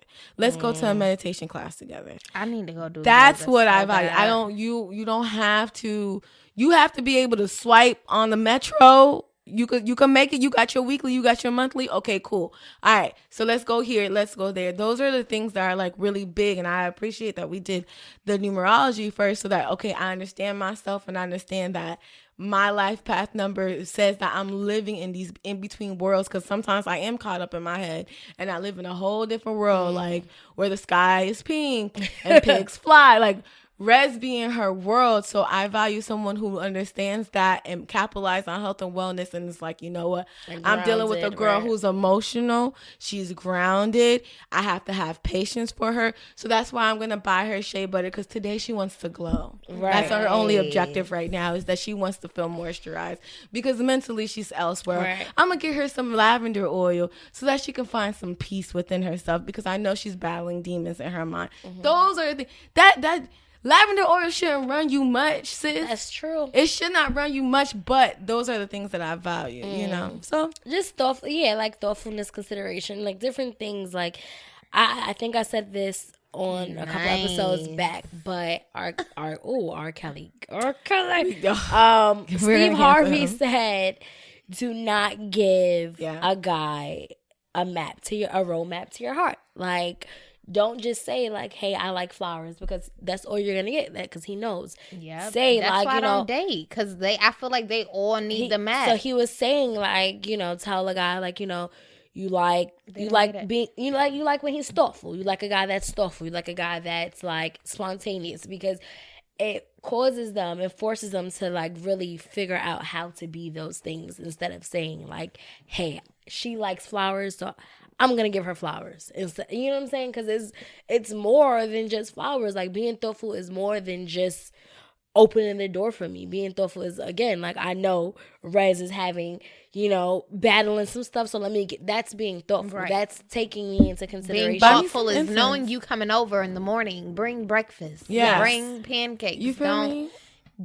Being thoughtful is not coming over and every time talking about you thirsty, do you got anything to drink, but you ain't never bought a damn gallon of water or nothing to drink in this house. Don't come over here asking, do I got something to drink? Please no. I'ma say, did you bring anything to drink? And that is a life mood. That is. And I want to end this Get Free segment on understanding what you can tolerate. And Daaj, listen, if you cannot tolerate somebody who cannot nourish your closet or nourish your soul, tolerate it. And you can expand on what nourishing your soul is, because I don't feel like you really were able to expand on that. Don't do it. Like, I just went over, she's not black, but her name is Amy, and she has a YouTube channel that I freaking love, and she was going over like the concept of tolerance, because at the women, we tolerate men and or women or people who want to be non-binary that have like 80% of it all together, but then that 20% is just shitty as fuck, and you're like, nah, I could deal with it. No, it's okay he don't throw away the trash, or it's okay that she want to run around all night. Like, it don't matter, you understand? But you don't. And I think we need to deprogram ourselves to understand that if there is something that in your mate that you don't like, you address it straightforward. And if they feel like they cannot make that change for you, you bounce. It's gonna hurt. It's gonna hurt like shit. But bounce. Get your shit and fucking go. Tell them, oh, it's over, it's good, okay, go. And then go. Don't talk. Once the relationship's over, you don't owe them an explanation. At all. You don't have to explain your moves. You don't have to give any fucks. All the fucks were already given, and they ran out once the person said that they wasn't going to change for you. So then dip. Mm-hmm. So, you know, that's just as we talk about who you are as a person, understand your values. Also understand that you should not push your values aside just for somebody to tolerate somebody else's bullshit. And sometimes you got to step away too to get a clear view of what your values are, because that's another reason why I kind of stepped away from dating, because I kept seeing like a repetition of patterns in the same situation. So I was like, okay, I'm clearly the common ground here. Like, this is my story. And if I'm seeing the same shit, I was like, I need to check myself. That's one thing that I'm never afraid to do. I check yourself before I wreck myself. Like, I check in, because even that, I was open to accept the fact that it was like, all right, girl, it's something that you doing wrong in these relationships that is making these dudes treat you this way, or the fact that you still single. You ain't found a boy. You ain't had a boyfriend the whole time you live here in New York City, or just whatever. Or if you just see the pattern of them just wanting sex, or just whatever. It's like, it's something that you putting out. And I was okay with stepping back to like ponder on certain relationships, take out things that were good, take out the things that were bad, try to create the patterns, and then realize like, okay, boom, take this time to yourself, work on these things, because I also had to be like, yep, you expecting this perfect old man, then you need to have yourself together too, because that could be the reason why you not getting this perfect old man, because that's like a dead prayer, kind of almost like you just asking for something but you're not working on yourself. Like, that's not fair. And I never want to be unfair, because I complain about dudes, so I wouldn't want nobody complaining about me. So it was just like, I had to step out, take a look. Like, I now know that material things aren't the only thing that I need. Like, it's definitely a requirement. But also, wait, what is these soul things? What is so that's what I was gonna say. Like, so is a point of that. Like, I know for me specifically, I kind of go for the wrong dudes, because the visual aspect of life is just so important to me, like the perfect picture.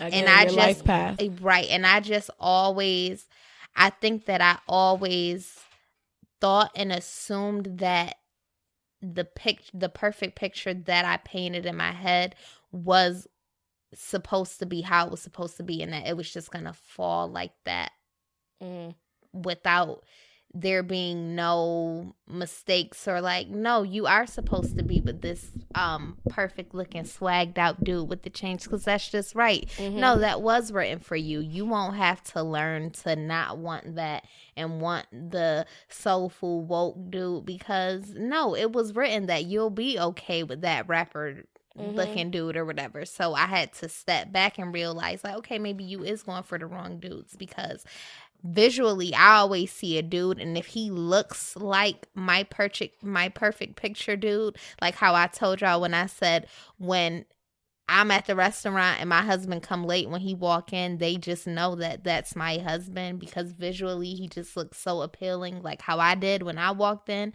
and they just know we together. I had to step back and be like, girl, but that don't mean that that's who should be for you. Like, those dudes clearly, like, he's late. Daaj, if those he's late. Yeah, he's late.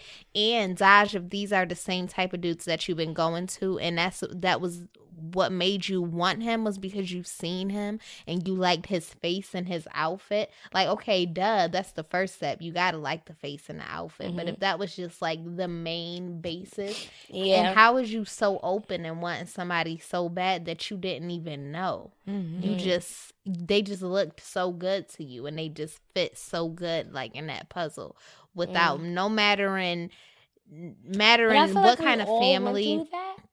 We all, and I think as we grow up, we did, but I'm still right. I have realized it, thank God, but I'm still having to adjust.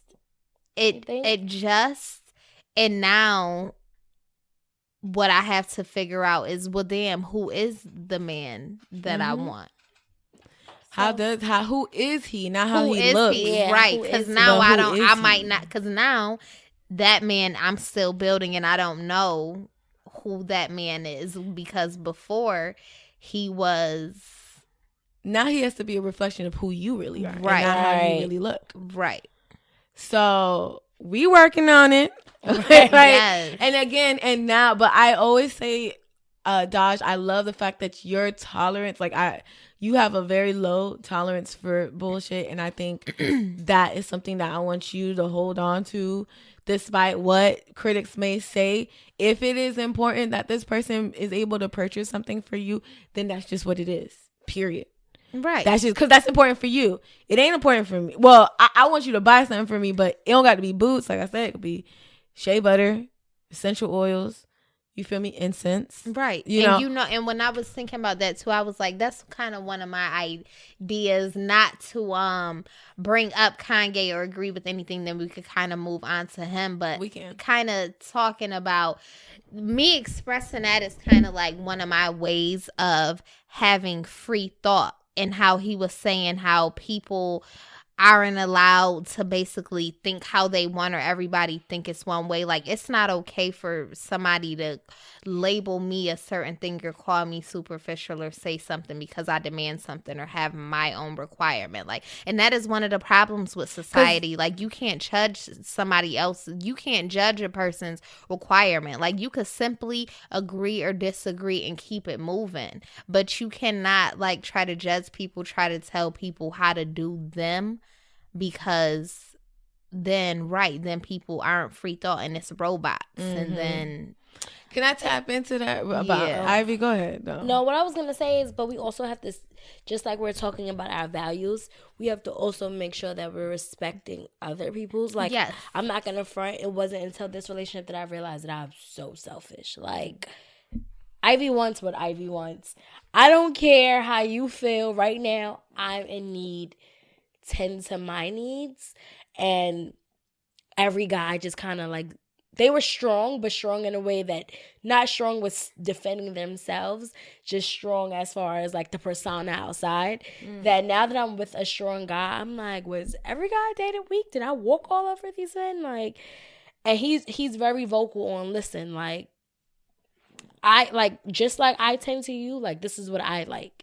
This is, and I had to really learn. I'm still learning how to now, like, not when I'm annoyed, not hang up the phone because he doesn't, like, you know what I'm saying? Like, that's something, when I'm mad, I just hang up. He's on some, this is what I'm not going to tolerate. And it's just kind of dope that I never for once stepped out of myself. Like, besides the whole, let me make sure he ate, and let me make sure, like, he, you know, like, oh, babe, how's your day? But as far as, like, how I treat him, and as far as his own opinions and making sure that his voice is being heard, like, because I don't listen. I never did listen in school and like with my parents.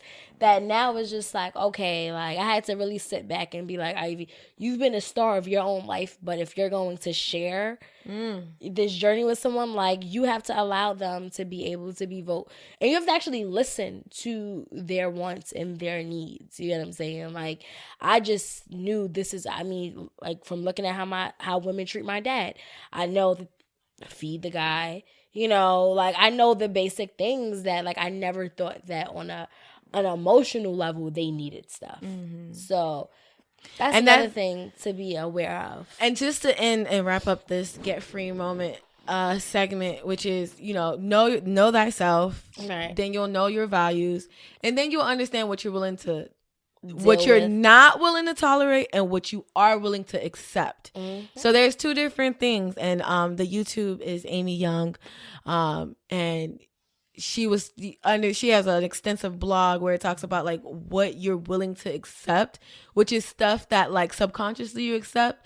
But to tolerate something, meaning that you don't accept it, but you're dealing with it anyways, and it's not, that doesn't work for much longer. Right. Either it transitions into something that you end up loving, or you walk away from that person.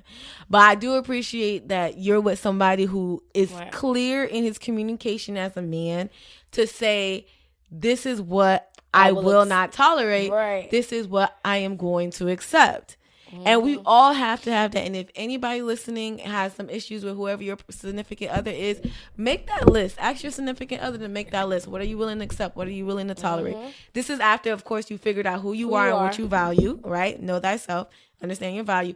You get that list. Y'all do a smiley face, sad face, a green light, a red light, and y'all come to that conclusion, because there's no reason for you to be thinking that you're going to have a long-term relationship, tolerant in BS. And you have, but like you said, it's so important before you even get into a relationship, you have to know who you are. Yep. Because, like, it's just so easy to get lost. So it's so easy to get molded. You get what I'm saying?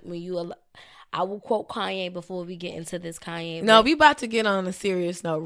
Serious note, but I appreciated this quote from the interview when he was just like, when you are around people who act like they don't know who you are, you will forget who you are. And that goes in all aspects of life, relationships, friendships, work, everything. Like, you must know and have a true sense of identity and true sense of self, so that, like, you know, like, I feel like when you know who you are, life is already hard to handle, but you have a better grasp, like, on it. You know what I'm saying? Like, you just kind of avoid a lot of roadblocks knowing who you are. Yeah, you do. Again, don't try to jump into nothing if you don't know who you are. And don't be ashamed of not knowing who you are. Just make sure you're working to know who you are. Yeah, play your cards right and you could play with a player.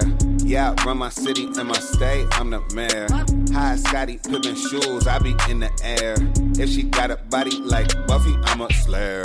Last time I checked, I was still high demand. Last song I dropped, let them know I'm the man. When I pull up, they like, here we go, not again. Rock and roll show, need a whole lot of bands. Yeah, Cartier my timepiece, make my side piece. Hate we take that lightly, cause I guarantee my check got me somewhere you can't find me. Oh, no one design me for that paper. Turn your ass to origami. Body shit, honey. Yeah, so on a serious note, and to go back to Kanye West and all this uproar he's been causing in the media. I got a chance to actually watch the interviews, and I was like super duper turned off from Kanye West as far as what he was tweeting. And it was sad because I'm so loyal to Kanye West, and I was always like, during these past years when we kind of lost him, I was kind of just like, he'll be back. He just going through something. He'll be back. But I always 100% supported him. But there are things now that it's just like, he's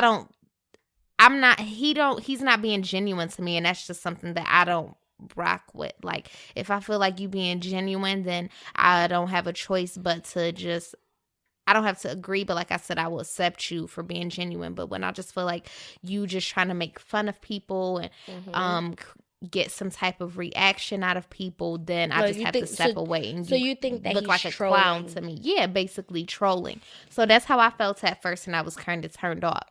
Now, when I watched the actual interview, I didn't watch the Charlamagne one yet, but I did watch the TMZ one. What I'll say is, I'm still not 100% back on Kanye West's side. The one thing that I did take away from it was I understand what he's saying about free thinking, and he just want everybody to let him do him, basically. Like, if he want to feel some type of way, if he want to support Trump, if he want to like the MAGA hat, let him do him. I mean, okay. So from Kanye West, I feel like we can take good points and bad points or whatever, but the bottom line is Kanye is not a dumb man at all. At all. So the what just been annoying to me is when he's just trying to say like, but I mean what I meant, like, Kanye, you are very expressive. You know how to communicate and articulate your thoughts very well. You knew. So part of me, I agree. Part of me feel like you were trolling saying certain things. But he made a lot of good points. You know what I'm saying? He made a lot of good points, but he's also said some, like, the whole slavery was a choice, like that would have, of course, set everyone off. Right. I'm gonna just start quick with like what I did like that he said, or from the Charlemagne interview. I didn't really watch the TMZ interview; I only got the clips. But from the Charlemagne interview, I appreciated that he is so on. He's focused on like just kind of like building our future. Like, so he was saying like, which I agree that we're always being reminded about slavery. We're like he's like, like that's always the conversation. They don't want us to talk about like building our communities. They don't want us to talk about like building like just in generating like what's the word? Like just the generational wealth. Generational wealth.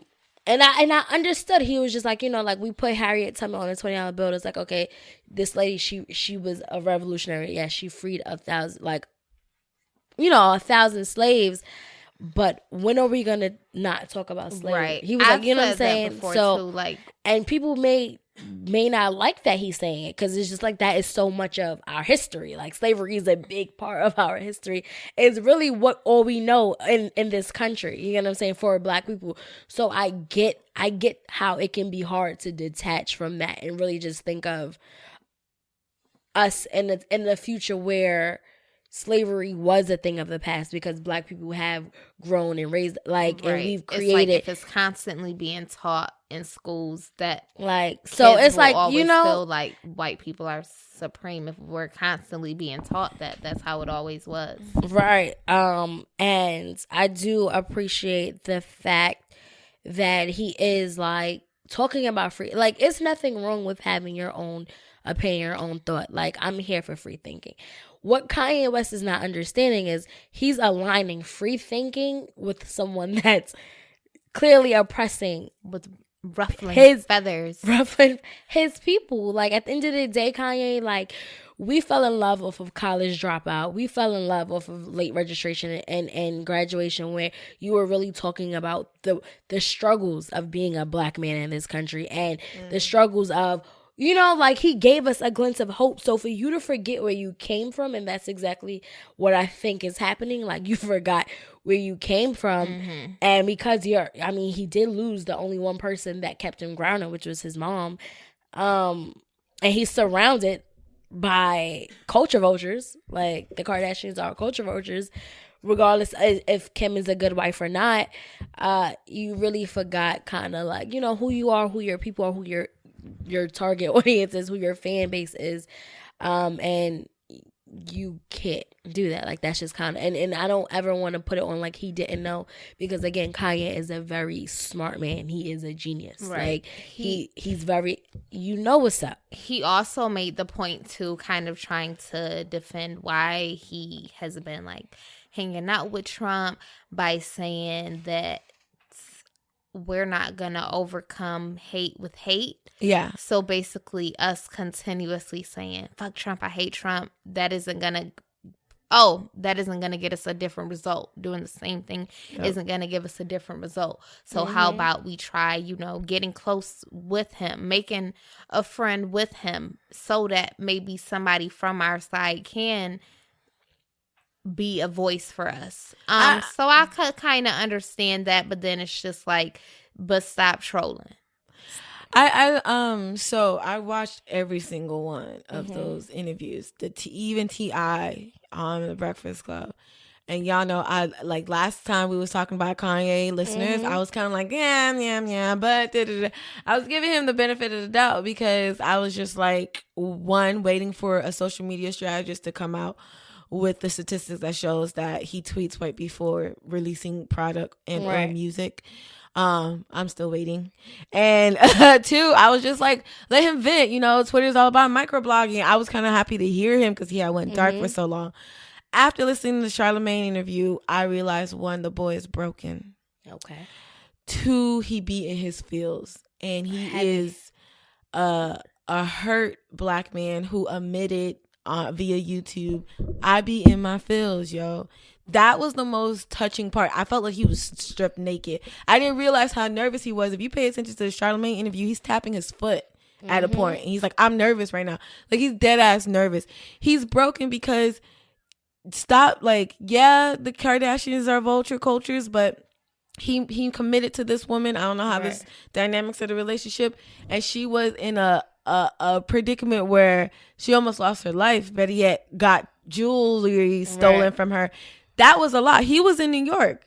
Right. Summer Jam, he was on stage like, oh, I gotta go. And we dragged him. Well, not we, but they dragged him for that. So he definitely made that. That's a big point in his life. So that happened to his wife. What if his kids was involved with that? Like you're saying, he's a father now, and then he already lost somebody who was so close to him. He talked about when he had to be hospitalized, going on the gurney and like having his friends because his wife wasn't by, and he was like, "Don't leave me." But then there's a point where they have to leave him.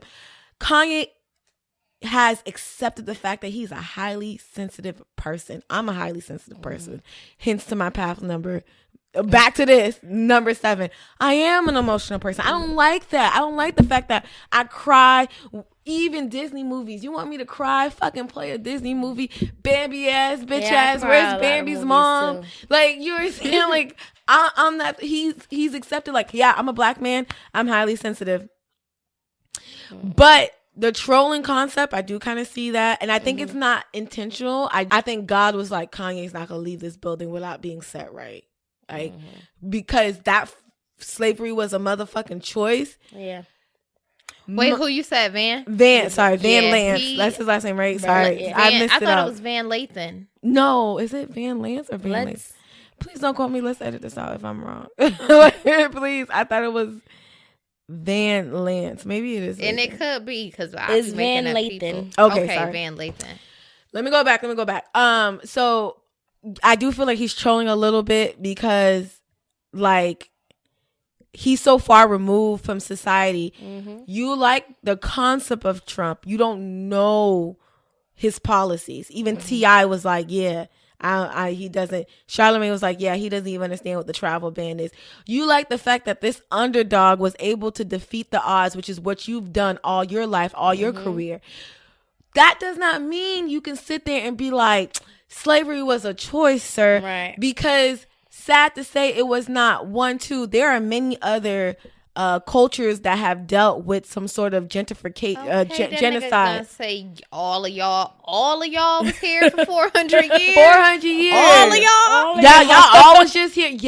Yes, we were all here fighting so back to the best of our abilities. I know he truly felt like I could see him just sitting here with us talking like y'all all stay. Because Kanye, being Kanye, who loves Kanye, if he was a slave in 1845 or whatever, that nigga wasn't gonna be paying cotton. He would have been off the plantation like I'm out this. Kanye would have been our kunta. You feel me? Like he would have had his leg cut off or whatever because my mama, even in the Charlamagne interview, my mama taught me this, and I know. I posted a clip where he was saying like, my mom told me like I am the best. You know what I'm saying? So, and that I thought it was so amazing to watch him admit that he lost his confidence, because Kanye without confidence like that. So let's just do a quick little moment of silence for Donda West, because I hope she's okay looking at her child. I know she's probably concerned, but it's not even. But what the reality is, she did the best that she could do to raise that boy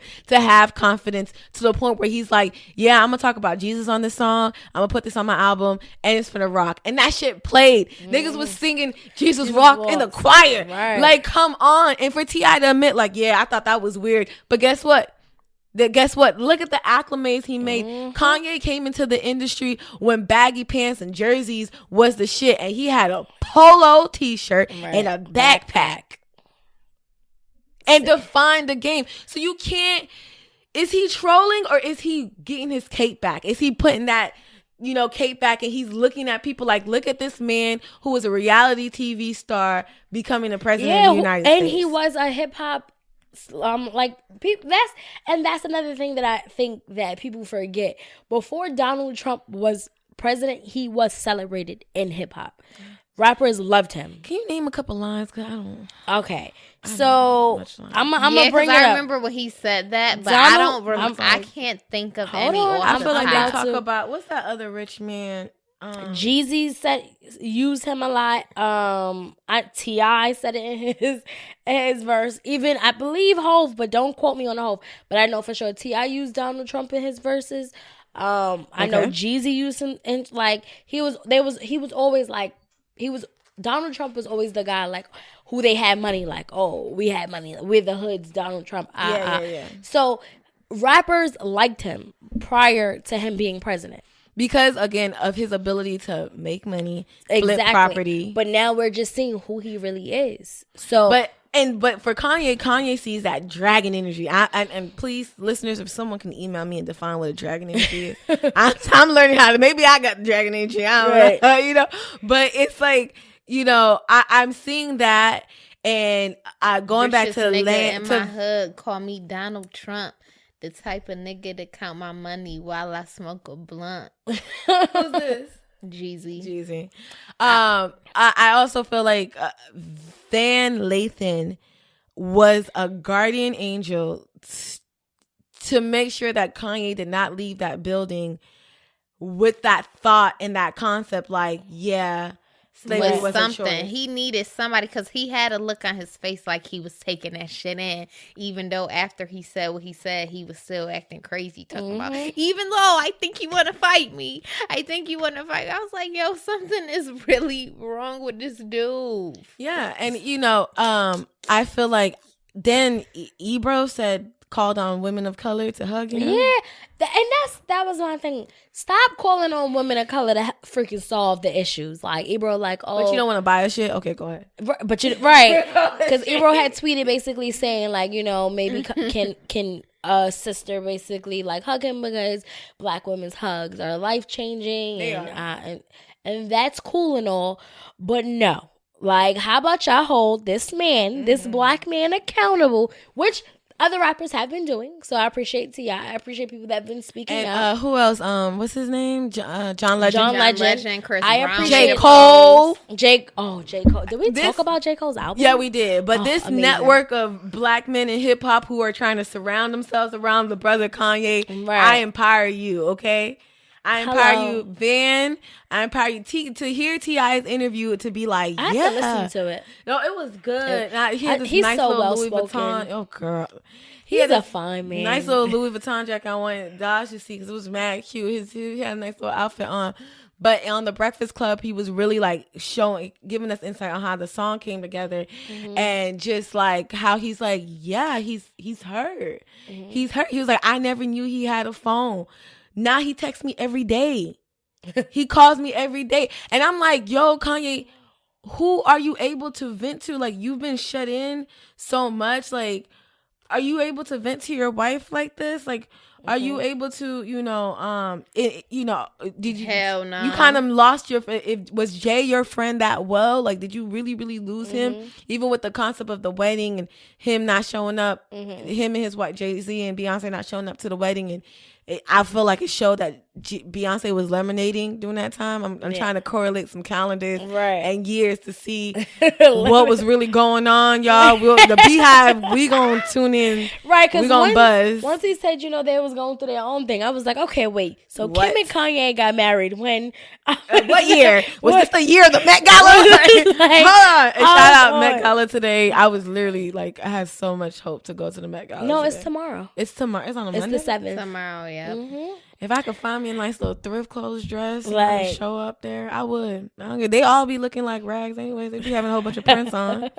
No, what I love this year, the theme is Sunday. Sunday's best. So, it's not Sunday's best. It's basically it like ain't Catholic. no damn Sunday best, right? It's like Sunday service, something in that. The theme is like kind of like paying Sunday mass to Catholic, the Catholicism, the cathedral church or something like that. So Black people took it as Sunday's best, right? So yeah, I'm excited to see. And Rihanna's hosting along with, of course, Anna Wintour. Have y'all seen Savage? This lingerie. First of all, carefree Black girl moment. Freaking Rihanna. Savage, including plus size lingerie. Rihanna, I tip my motherfucking hat to you. I love you more as a businesswoman than an artist. I hate to say that, but I loved Anti.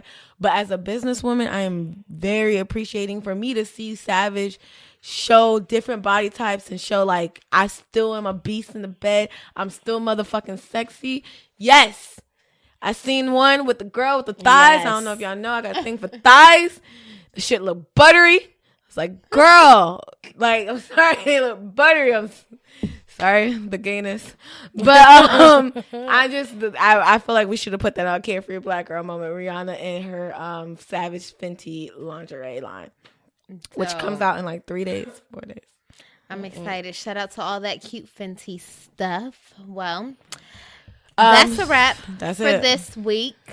Thank y'all for tuning in. Until next time. Yes. I'm pretty sure this is going to air before. Yeah, it should air before our festival. So you guys still have time, probably like a day or two left to RSVP, which you could find the link on the Instagram Carefree Black Girl _Inc. And definitely RSVP to the Carefree Black Girl Festival in Atlanta this Saturday, May 12th. It's the first stop on the Carefree Black Girl Tour. I'm super excited.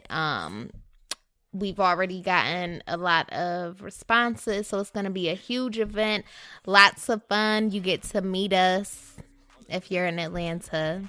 Make sure to donate to our Patreon. Definitely. It's patreon.com/Carefree Black Girl. And follow us, of course, on all social platforms.